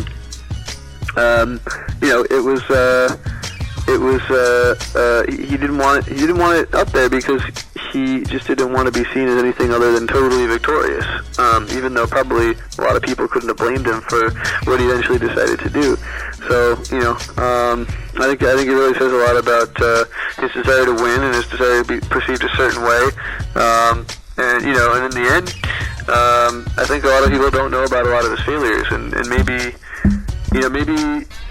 I think that's something that's important, though, to know that people who are successful have their share of failures, and there are a few of them in the book. Yes, that's definitely true as well, and one of them, which I kind of personally feel was a mixed bag, was his tenure as a Predator to Def Jam. He definitely had some people he signed who, they made their hit and they're still doing their thing, but there's a lot of conflict with Def Jam. There was a lot of conflict during the time frame. Right. In your personal opinion, where do you think things went wrong when he became Predator to Def Jam? Well, I mean, I think that, when he went in there, I think it was part of this kind of personal rebranding thing. Like, he was going to ride off into the sunset and then kind of retire from the rap scene and, and come back as a businessman. And, I think that he thought it would be a nice line on his resume and, give him some more credit in the corporate world. But then, when he got there, he discovered that the place was, sort of maybe not what he was expecting. It was just a lot of people who had been there for 20 years because, they signed some band in the 80s, and, he felt like it was a very sort of atrophying corporate culture, and I think he felt really restricted. And he wasn't able to make the kind of moves that he wanted to, have the kind of freedom that he wanted to. And so, I think he was restless. And by the end of it, I don't think it was much of a surprise that they kind of decided to go their separate ways. But, when you look at what he's done with Rock Nation now, he gets to do things that he was unable to do at Def Jam, create a headphone line, sort of do more on the artist management side, in addition to being a record label, that kind of thing. So, I think that this kind of autonomy that he has, working outside of the traditional record label structure, that's kind of what he was after, and that's perhaps why he was so restless at Def Jam. Definitely good information being dropped here right now. Now, speaking of some of the failures, one thing that I think Jay-Z has on lock is that essentially he's still one of the few celebrities where there's a mystery about him. People still don't necessarily know what's going on with Jay-Z, and in this age where, people will tweet they're going to the bathroom, that's kind of a minor miracle. Yeah, and I think that's deliberate. He's a more private person than somebody like Puffy or Birdman or somebody who really has. Jay-Z doesn't really do Twitter. I know he's got a handle, but I don't get the sense that he actually writes anything himself. You really feel when you hear a tweet from Kanye West that nobody else could have written it but Kanye West. And Jay-Z's a private guy. He's always been reserved more than somebody again like Puffy, who's sort of more of a charismatic figure in the middle of the room, making grand pronouncements and such. And I from people who I talked to in researching the book, that's just kind of how he operates. In meetings, he'll sit back, he'll observe, and then at the very end, he'll deliver his punch, he'll deliver his line. He's definitely a cautious guy. He's a thinker. He definitely doesn't tend to rush into things, and I think it all kind of fits together, with the privacy thing. No doubt. To a degree, it almost feels like his personality is a part of his brand. This kind of this subdued dude who, he'll show off the stuff that he wants to show off and everything, but otherwise, you just don't really know anything in his background. And when you brought up the failures aspect, it's kind of interesting because I remember when Armadale was like the drink at the club, and and that's not around no more. Yeah, and I think that the reason Armadale disappeared can be very directly traced to one of his kind of core business principles, which is don't do anything unless you're profiting from it the absolute most amount possible. And so, when I think they launched it in, was it 2002, 2003 maybe? Mm-hmm. But shortly thereafter, he split ways with Damon Dash and Kareem Biggs Burke, and it was a three-way venture between the three of them. They're splitting the profits three ways. So once they were out of the picture, there was really no point for him to be rapping about it or endorsing it anyway, because why would he want to enrich, from his perspective, why would he want to enrich his former business partners when he could start a new venture that would enrich himself exclusively? And in the book, I get into his relationship with Armand de Brignac-Champagne, which, contrary to public statements both from him and from the Champagne Company, it's actually quite a lucrative relationship, and it's not just I found this nice bottle of champagne in a wine shop, and I'm going to rap about it from the goodness of my heart. It's a hard and fast financial relationship. Yeah, I remember all the sit-on videos, like Ace of Spades. It's like, yeah, it's not because you're against Cristal totally. You know what I'm saying? It's because there's something else going on. Right, and it's actually a funny story with that. Just today, that chapter was excerpted online in the Atlantic. Shortly after it went up, it disappeared. And I've been all day in the process trying to figure out what happened. And basically, after talking to the Atlantic, it's my impression that they started to worry that there would be legal implications from Mr. Z. So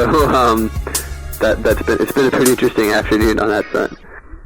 Wow. Okay, so we definitely know the hip hop generation will use some lawyers. Yeah. Right now. My goodness.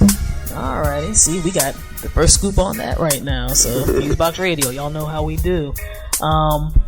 One other quick note that I really wanted to bring up in this book is, and I'm sure some people are going to ask, is it's like, hey, you interviewed all these guys from different periods of Jay-Z's life, you put out all these interviews and things like that, so from business partners and personal people, why isn't Jay-Z himself directly interviewed in the book? Because he refused.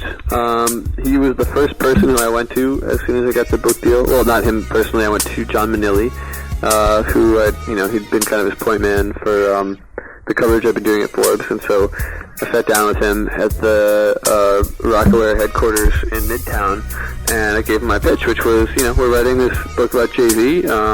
We want to talk about, I'm writing this book about Jay-Z, and I want to talk about, his rise as a businessman and such, and, I'd love to sit down with him and kind of pick his brain, and, I thought it was a slam dunk. Forbes writer doing a business profile of a guy who, likes to brag about what a great businessman he is, and he really is a great businessman. But Manili's response was, what's in it for us? And I thought it was kind of obvious, but then, in hindsight, it's like, it kind of fits in with everything that he does, and if he's not profiting from it as much as possible, or, in this case, he wouldn't have been profiting at all financially, it's, I wanted to write it into a book, and I didn't have any money to give Jay-Z, and neither did my publisher, and we weren't able to get them on board, so he didn't cooperate. But I think that attitude has served him well over the course of time. I mean, that's why he started Rockaware to begin with. In late '90s, he started rapping about Iceberg. Their sales shot up. He went in with Damon Dash to try to get an endorsement deal with them, and they declined. And so they went and started their own clothing company. That's his MO, and I think that's ultimately why he declined to be interviewed for the book. And now we know that Decoded dropped a while ago, so hey, you could have been that spark for Decoded, so there you go. It was funny. I mean, I went to Manila in, I think it was October of 2009, and I hadn't heard anything about Decoded at all when I went and talked to him. The last I'd heard was that the Black Book had been scuttled in 2003, 2004.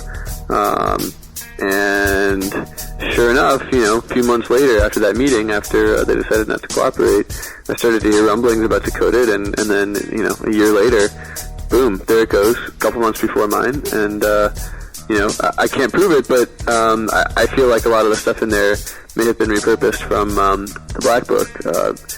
I thought Decoded was really, really engaging, beautifully written, beautifully laid out, but it's a different story from mine.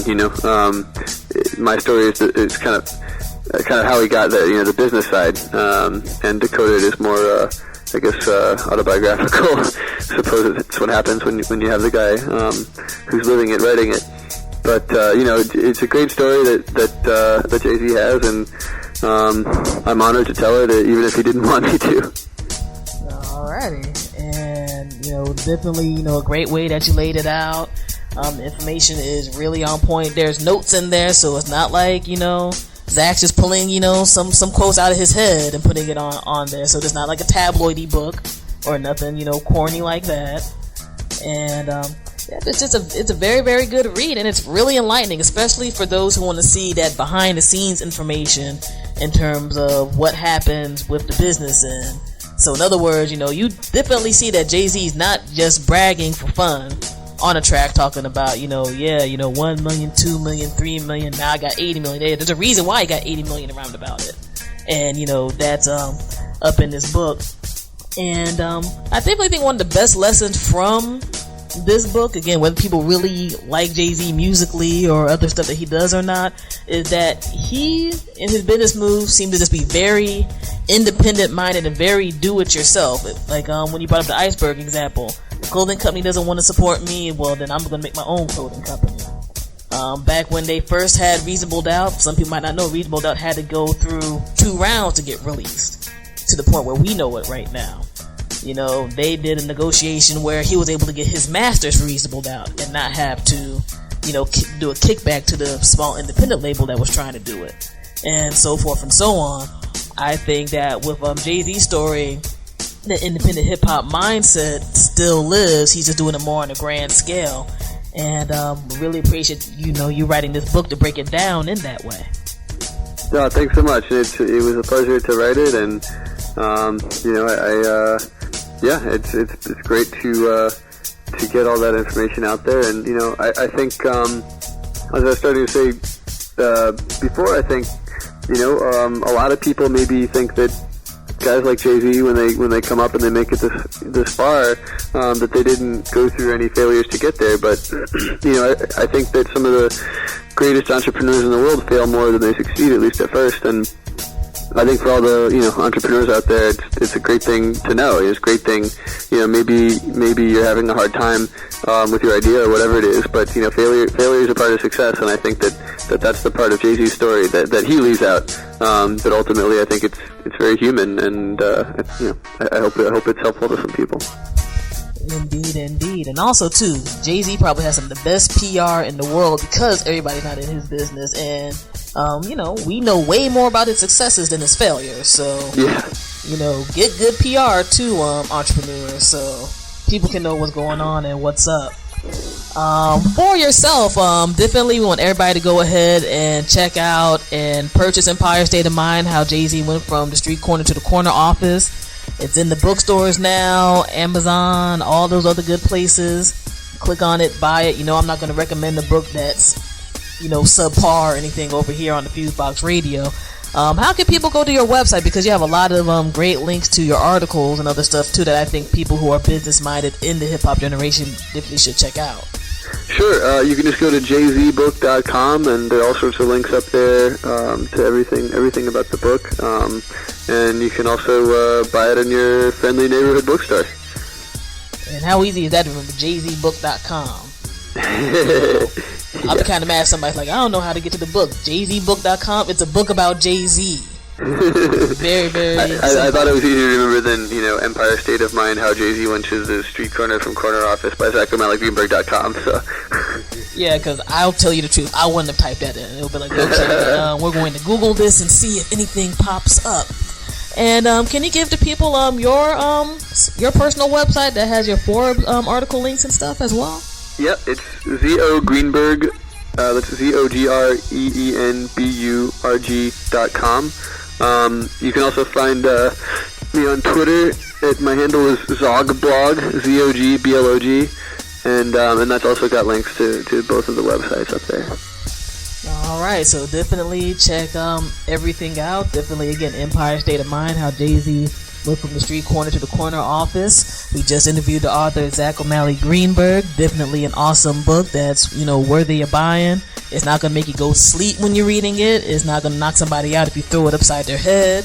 It's just a very, very, succinct bit of information on the business end with Jay-Z, as well as some nice personal stories and music stories as well. Very good part of the music business literature, I personally feel. And we look forward to more writing from you via Forbes and hopefully more books and other good stuff in the future. Well, thanks so much for having me on. Really appreciate it. No problem at all. And again, thank you for being on board. And you guys know where you're at. You're on the syndicated FuseBox Radio Broadcast with DJ Fusion and John Judah, 21st Century Black Radio for the Masses. Again, you just heard the interview with author Zach O'Malley Greenberg for Empire State of Mind, how Jay-Z moved from the street corner to the corner office. Cop that. Check it out. And shouts out to the publisher of the book, Portfolio Penguin, for having that faith to put out some different information on the hip-hop end than the norm. So we're going to keep it moving here and get back into the music mix. FuseBox Radio, DJ Fusion, and John Judah. Peace. Your success took a shot. What are you going to do now? How are you going to kill it? You're going to become unsuccessful? Frank, you can be successful and have enemies.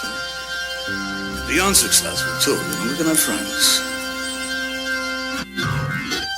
I got these again, Breezy. Don't worry about it. Let that shit breathe. I used to give off, now I give off less. What do I think of success? It sucks, too much stress. I guess I blew up quick, cause friends I grew up with see me as a preemie, but I'm not, and my nuts big. I don't know what the fuss is, my career's illustrious, my rep is impeccable. I'm not to be off with. Let that shit breathe. I'm way too important to be talking about extorting. Asking me for a Porsche's like asking for a coffin. Broad daylight, I'll off your on switch. You're not too bright, good night, long kiss, bye-bye. My reply, blah, blah. Blast burner, then pass burner to ta-ta. Finish my breakfast, why? I got an appetite for destruction and you're a small fry. Now where was I? Let that shit breathe.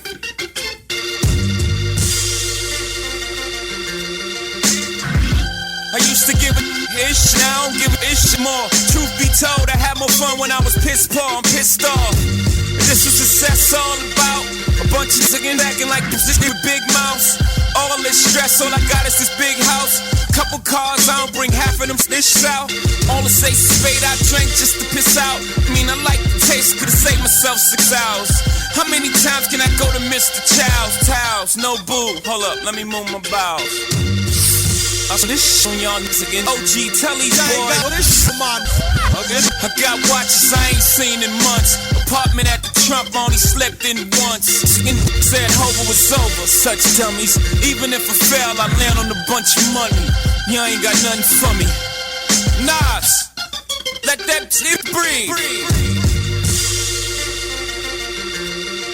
Success, McLaren, women staring. My villain appearance, sacred blood of a king in my vein ain't spilling.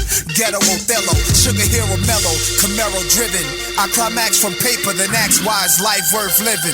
Is it the hunt for the dish that you want? To receive's great, but I lust giving. The best jewelers wanna make my things. I make Jake this on the rain just to make me a chain. So if mention the one love, came home the paper in hand. They gotta brag about the feds, young man. Old cribs I sold, y'all drive by like monuments. minutes. Google Earth, Nas, I got flats in other continents. Worst enemies wanna be my best friends. Best friends wanna be enemies, like that's what's in. But I don't give a fuck, walk inside the lion's den. Take everybody's chips, bout to cash them in. Up your catalog, dog, mine's worth too much. Like Mike Jack's ATV pub, Matola can't touch. Let this shit breathe. Let this shit breathe.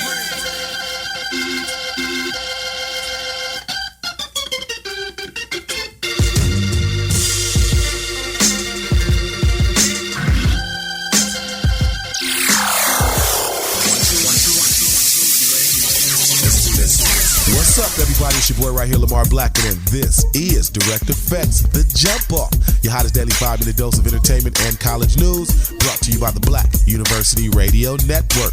On today's show, we get it in with the very funny actor/comedian, Affion Crockett. He has a hot new show starting on Fox March 31st, produced by Jamie Foxx in the fabric of In Living Color. Now, he'll break down the concept of the show. And the greatest basketball story never told until now hits ESPN this March. That's the story of the Fab Five. Back in the early 90s, a group of teenage boys swept the sports nation off its feet and changed the culture of basketball style and dress and swag forever. And the Bobby Brown and New Edition reunion tour is set. I'll tell you when and where tickets will go on sale. Don't you move. All right, here next on Direct Effects. Dollface, Big Snoop Dogg. Let's Go to Vegas featuring Snoop Dogg. It's the hot new single blazing clubs and mixtapes across the country. Bright lights, big cars, big smoke from cigars. Get yours. True Vision Media Group CEO and artist Dollface, repping Baltimore, Maryland, is ready to turn the heat up on the music industry this spring with her hot lead single, simply titled Let's Go to Vegas, featuring Snoop Dogg. If you wanna take bets for the thrill, I get it, but I know better than to foolishly bet all my love and my heart on my head. I see the way you play your cards with your drink in your hand, and then you smile with the way to the beat of Dollface's hot new single, Let's Go to Vegas, has garnered national airplay and is available now on iTunes. Download Dollface's hot new single, Let's Go to Vegas, featuring Snoop Dogg, on her official site, dollfacemusic.com, and follow her at twitter.com/dollfacemusic. We caught up with the very funny Affion Crockett, actor, but not just an actor. He's a sketch comedian as well, and he has a new show coming on Fox, and his show is also produced by Mr. Jamie Foxx. Now here's Affion breaking down the concept of the show. The show that we have coming on Fox is like In Living Color, sketch comedy, characters. Me and Jamie Foxx are co-producing together, and I would say it's the only way it's modeled after In Living Color. For one, Jamie came from that school of In Living Color, and I studied In Living Color. I was a big fan, so it's in that same vein. It's raw, edgy comedy from an urban perspective, but we're hitting the masses as well. Right now, this is the top of the charts right now. Like to have my own show on Fox March 31st after American Idol. We're going to keep cultivating that and move on into film and more films and more television. That's comedian and actor Affion Crockett. Hey, the show sounds bananas, so look out for him this March 31st after American Idol's finale. Much continued success, bro. Since R&B veteran Bobby Brown's January 2011 release of his 5th studio album, Masterpiece, he's been working on a fierce comeback as a solo artist. Also, he has a childhood group, platinum-selling New Edition, have also planned on recording together in 2011 and take to the road once again for an up-and-coming tour. Bobby shared the news on ABC's daily morning talk show, The View. New Edition, initially formed in Boston in 1978, consists of original members Bobby Brown, Mike Bivens, Ralph Tresvant, Ronnie DeVoe, and Ricky Bell. They later added Johnny Gill down the line to replace Bobby Brown. New Edition had gold singles with Candy Girl and Mr. Telephone Man, but finally hit it big with their 1984 self-titled sophomore album, New Edition, which went double platinum. Brown left the group in 1986 to record solo after he was voted out by the group due to his behavior. But now they're all back together with something old and something new. New Edition and Bobby Brown coming to a theater near you. For more entertainment news, you can always visit eurweb.com. Back in 1991, 5 18-year-old freshmen swept the sports nation off his feet. That's right, the teenage group, Juwan Howard, Chris Webber, Jalen Rose, Jimmy King and Ray Jackson, also known as the Fab Five, because they were all blue-chip high school All-Americans with talks of Webber and Rose skipping college to hop directly to the NBA draft. Were said to be the best college basketball team ever assembled. The Fab Five docu-film was produced by Jalen Rose, current ESPN commentator and member of that 1991 team. The story of the Fab Five begins airing on ESPN this March. It was a historical time for the group and the future of basketball swag. The Fab Five unleashed the long shorts past the knee, black socks, black shoes, and tattoos, which most of the country had never seen in college basketball at that time. A bit of controversy hit the college superstars when they became a part of a federal probe for money laundering. That investigation led to NCAA penalties and sanctions for the Michigan program.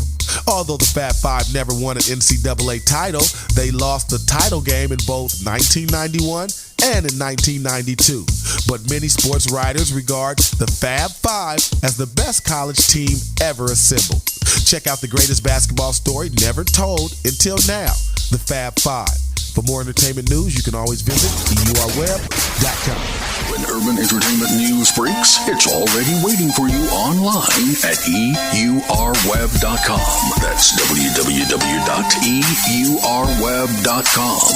EURweb.com. Hey, are you tired of those same old energy drinks with bad taste? Make a switch to Pitbull Energy Drink with a guaranteed no aftertaste. Pitbull offers more energy with ginseng and vitamins B6 and B12. With a ginger ale lemon lime flavor, Pitbull meets the consumer's demand for better tasting and healthier energy products with a guaranteed no aftertaste. Make a switch to Pitbull Energy Drink. Pitbull offers more energy with ginseng and vitamins B6 and B12. With a ginger ale lemon lime flavor, Pitbull meets the consumer's demand for better tasting and healthier energy products. For more information on Pitbull energy drinks, bars, and mixes, visit their website at hiphopbev.com. That's hiphopbev.com.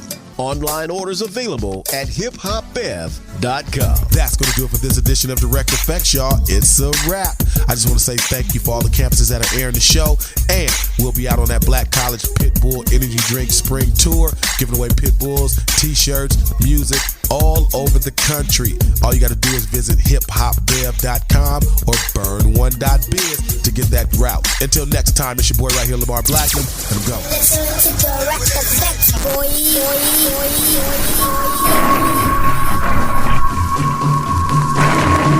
Ladies and gentlemen, you are now witnessing FuseBox Radio.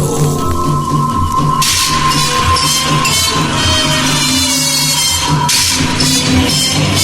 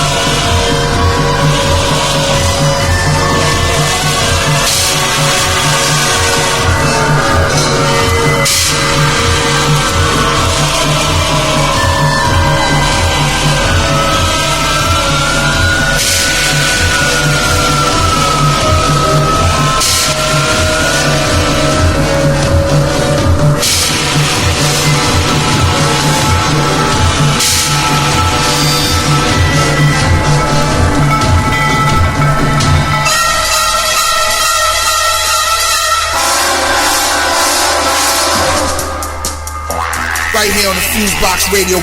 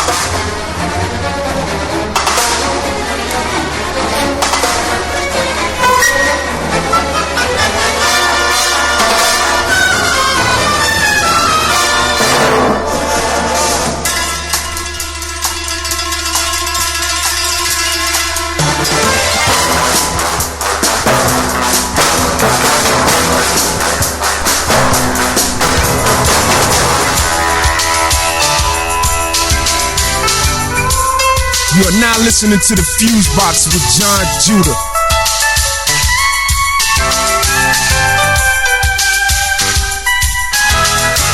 I wanna know, is it worth it? Trying to get this right. I know I should love you. You're always feeding me love. Always feeding me love. Now I'm staying home waiting. Ain't nothing on TV. I don't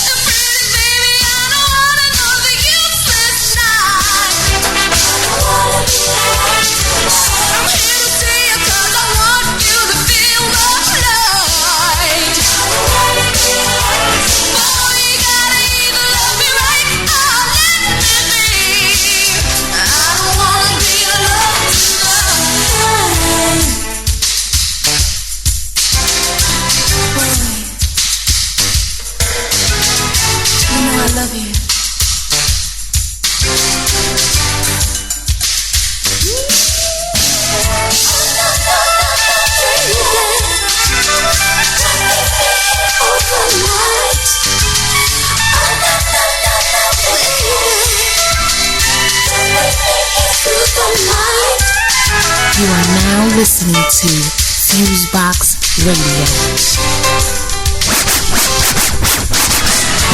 Here's a little song right now, ladies and gentlemen, that's designed to make you feel designed to make you feel good. Says, I hear something saying,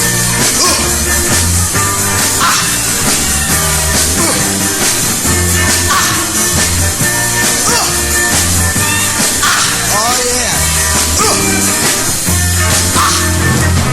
That's the sound of the men working on the train.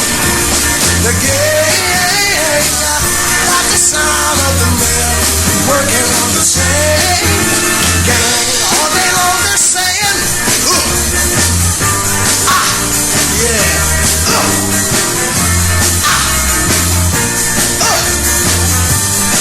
All like that. Baby, that's the sound of the men working on the train. The game saying, that's the sound of the men working on the train. Let me tell you about them, huh? All day long they work so hard till the sun is going down. They're working on the highways and byways and wearing the frown. You hear them moaning their lives away, then you hear somebody say that that's the sound of the men. They're working on the same, yeah. The game, that's the sound of the men. They're working on the same gang. All day long they're saying, I'm going home one of these days. I'm going home to see my woman, whom I love so dear. But meanwhile, I gotta work right here.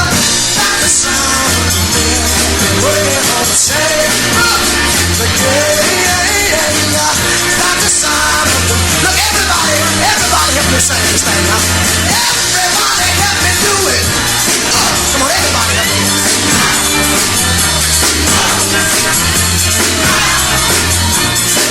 Oh, that's what I'm talking about. Oh, let me hear it out there. Oh, yeah. Oh, baby, that's the sound of the men. They're working on the same. Oh, yeah. The game, that's the sound. One more time. I want everybody out there to help me with this thing. Everybody do it. Let me hear it. Come on, let me hear you. A little louder there. Oh, yeah. Oh, yeah. Oh, yeah. Oh, yeah. Oh, baby, that's the sound of the men working on that day.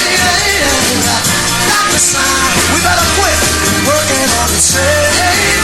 Ha! Yeah. Sound of the men. Sound of the men working on the same day. Here's another song now.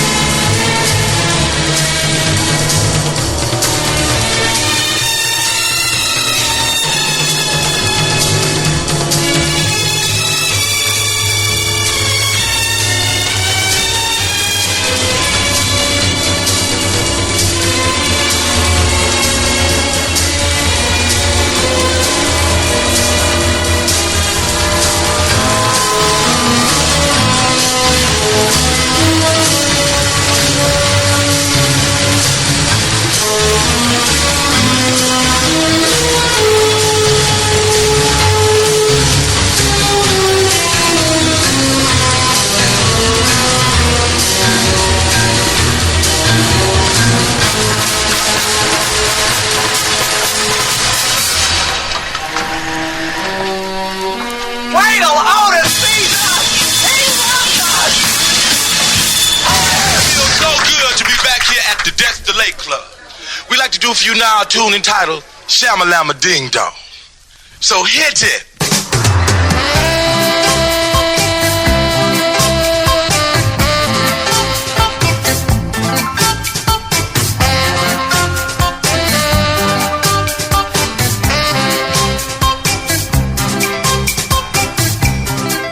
If I searched this whole wide world, I never find me a girl who love me the way that you do. 'Cause you shamalama, lama ding dong, baby. You put the ooh mama into my smile jar. Hey, that is why you are my sugar daddy. You put the shamalama, baby, ding dong. Hey, you put the ooh mama into my smile jar. That is why you are my sugar daddy. And our love, this love we share, is stronger than the others. No one else can compare. Stronger than the highest mountain and the deepest sea. Hey, you put the shamalama, baby, in the lama ding dong. Hey, you put the ooh mama into my smile jar. Hey, that is why you are my sugar lady. Shamalama, baby, ding dong. Hey.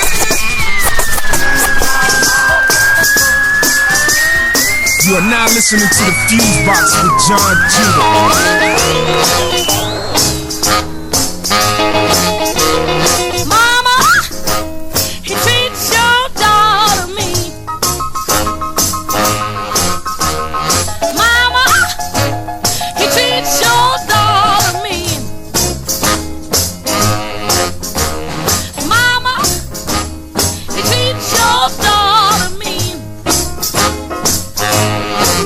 He's a mean man.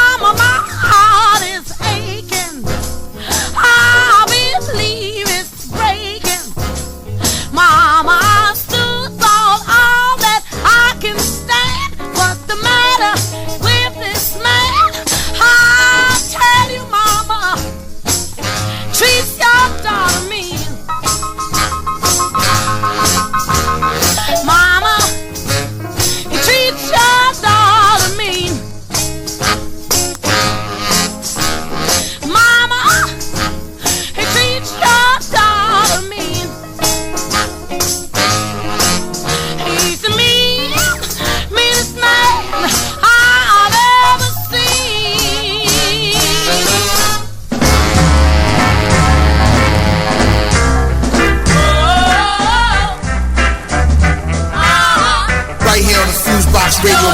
You had nothing when I met you, baby, but look what you got now. Sometimes I wonder, did I make a mistake when I brought you from the south? But I'm gonna send you back to Georgia. Girl, that's where you belong. You done got in the big city.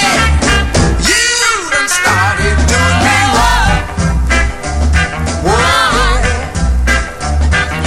Your mama and your daddy, they told me, baby, not to bring you from the south.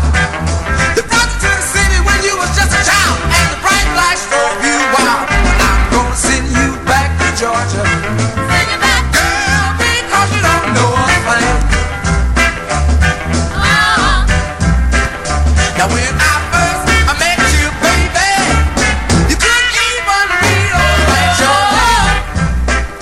Sure was gone.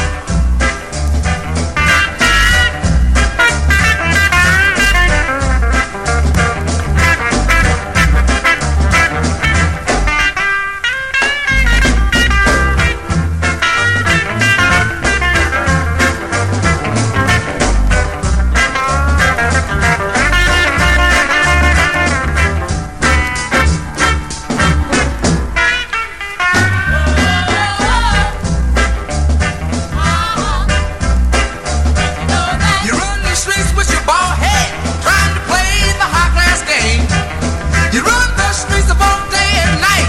You don't have pocket change, but I'm gonna send you back to Georgia. Girl, before I have to use my rod. Oh yeah, and I can't understand it, baby. What is making your head so hard?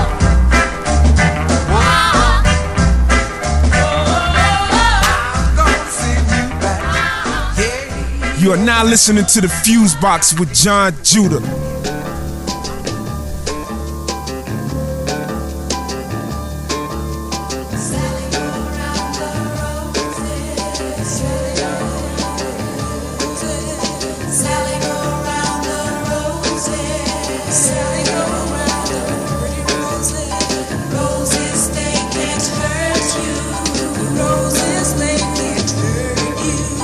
Roses, they can't hurt you. No, the roses, they can't hurt you. Sally, don't you go downtown. Sally, don't you go downtown. Saddest thing in the whole wide world is to see your baby with another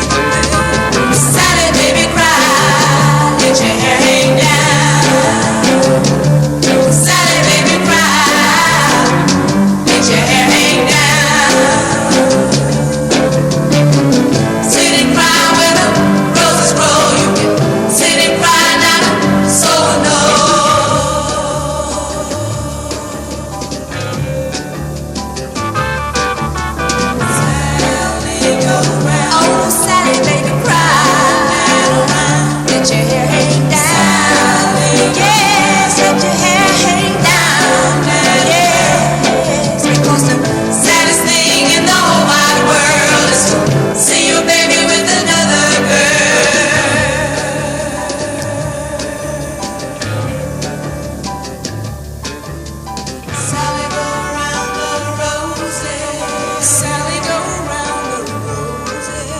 Sally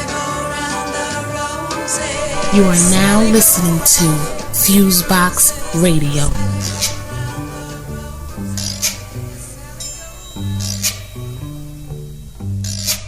Oh, when the sun beats down and burns the tar up on the roof, and your shoes get so hot, you wish your tired feet were fireproof.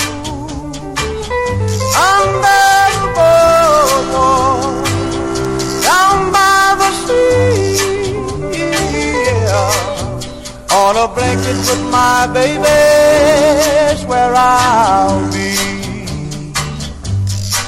Under the boardwalk, out of the sun, under the boardwalk, we'll be having some fun. Under the boardwalk, people walking above. Under the boardwalk, we'll be making love. Under the boardwalk, boardwalk.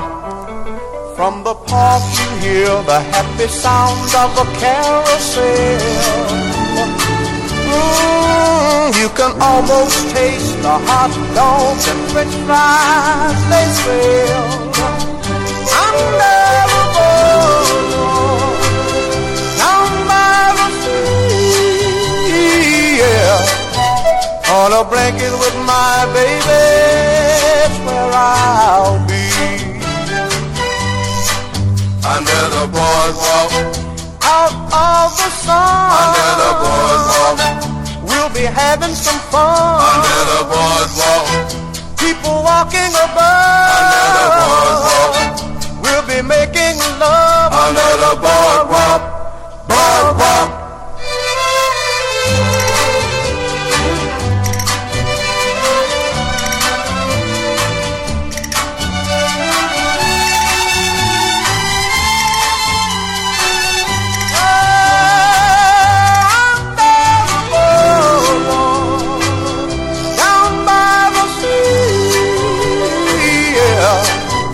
On a blanket with my baby, where I'll be.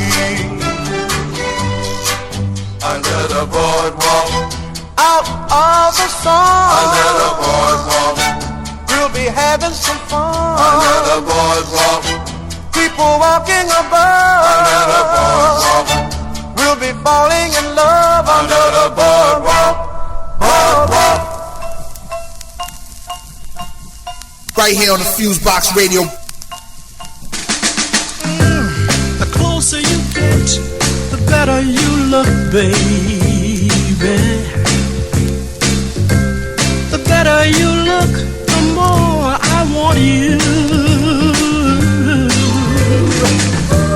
When you turn on your smile, I feel my heart go wild.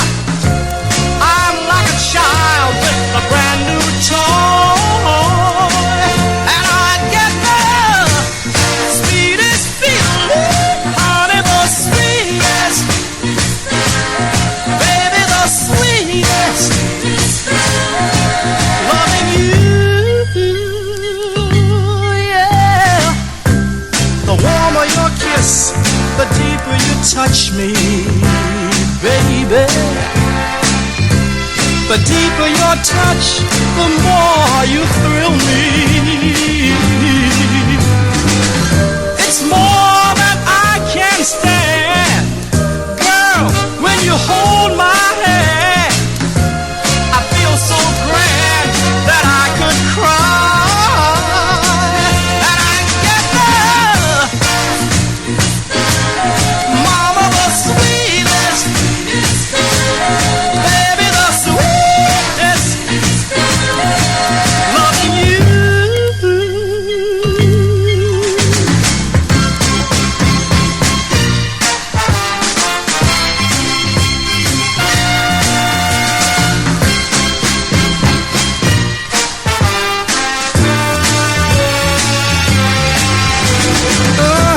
The greater your love, the stronger you hold me, baby. The stronger you hold, the more I need you. With every passing day, I love you more in every way. I'm in love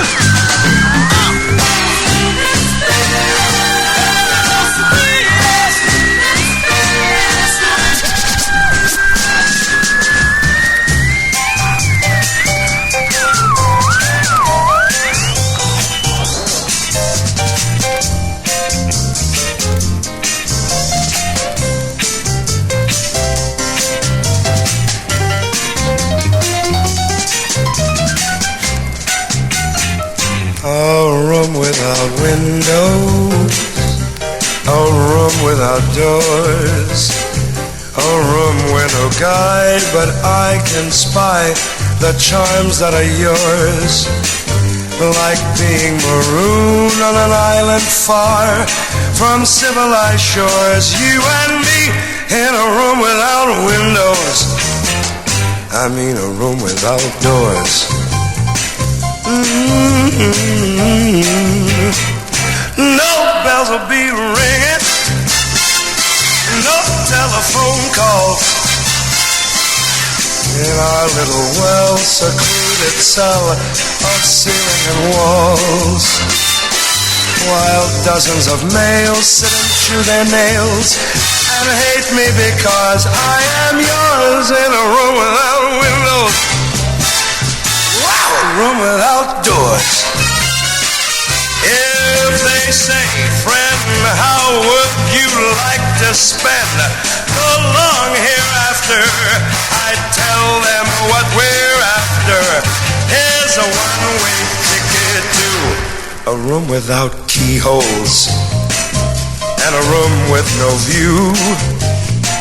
We'd like to reside there, hide there for an era or two, completely wrapped up in each other while the whole world ignores you and me in a room without windows, no damn doors.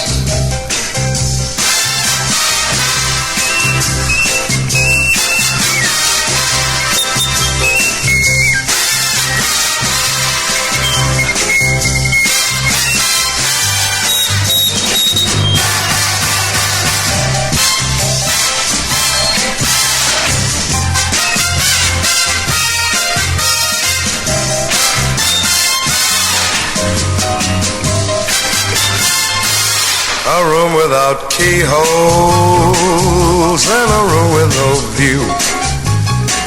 We would like to reside there, hide there for an era or two, completely wrapped up in each other while the whole world ignores you and me in a room without windows and a room with no doors.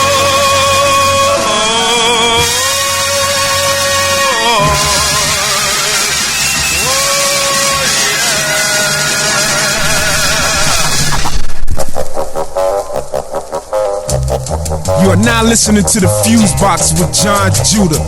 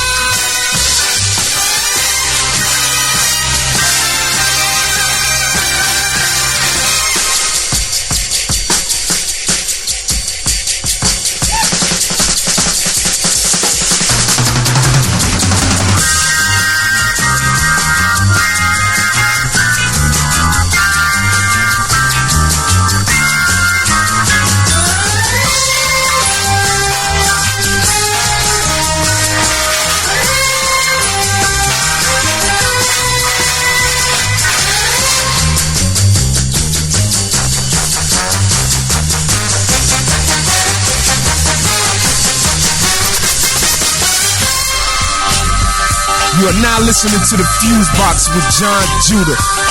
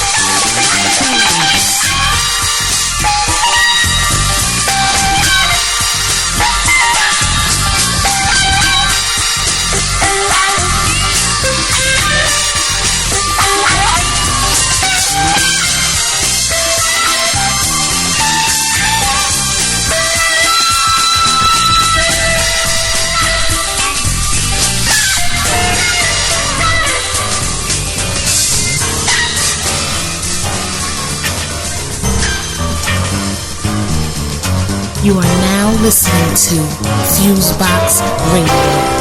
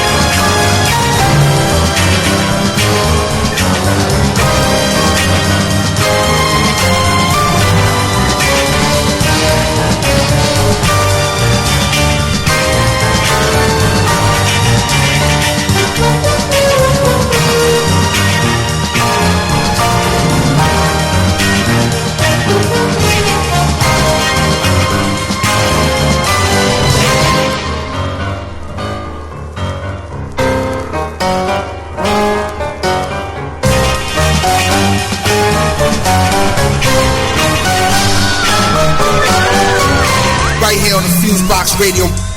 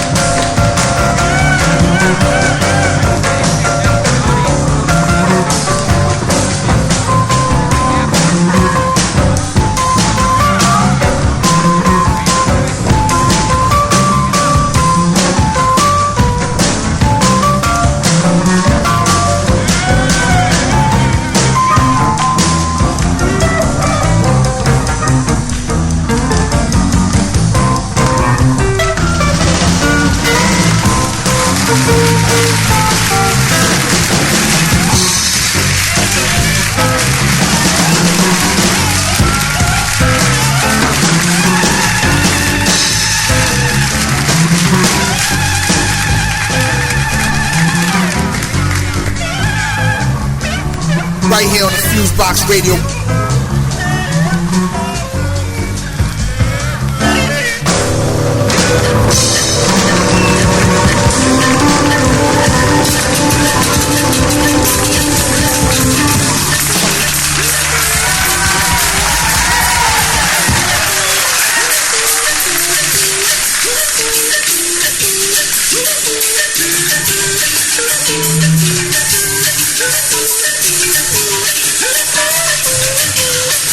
We'll be right back.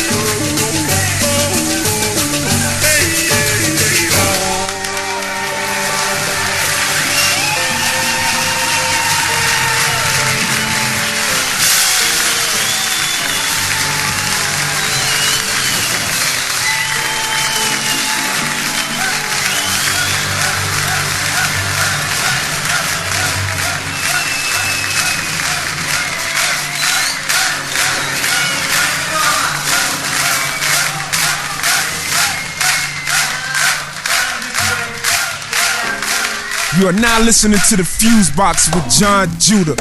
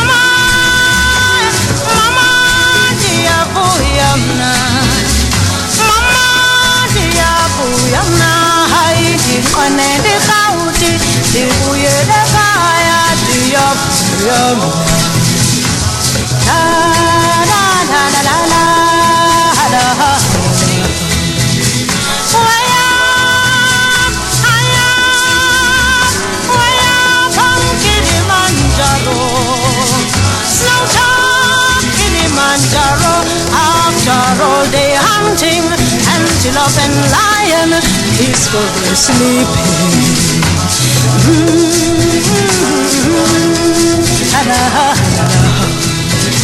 Way up on Kilimanjaro, we made a campfire. Far up in the distance, that beautiful mountain.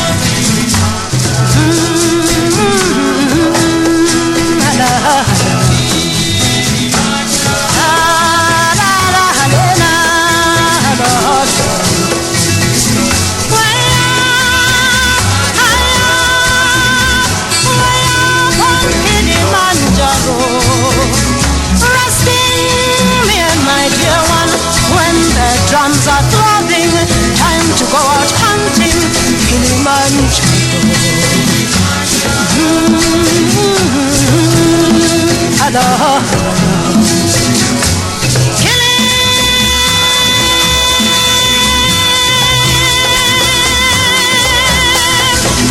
Kill him, kill the savage lion before the lion kills you.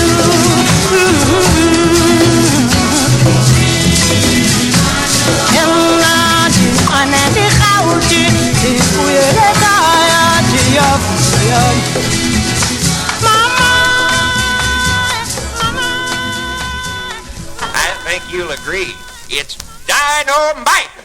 That's all the time we have tonight. Join us next time. Good night.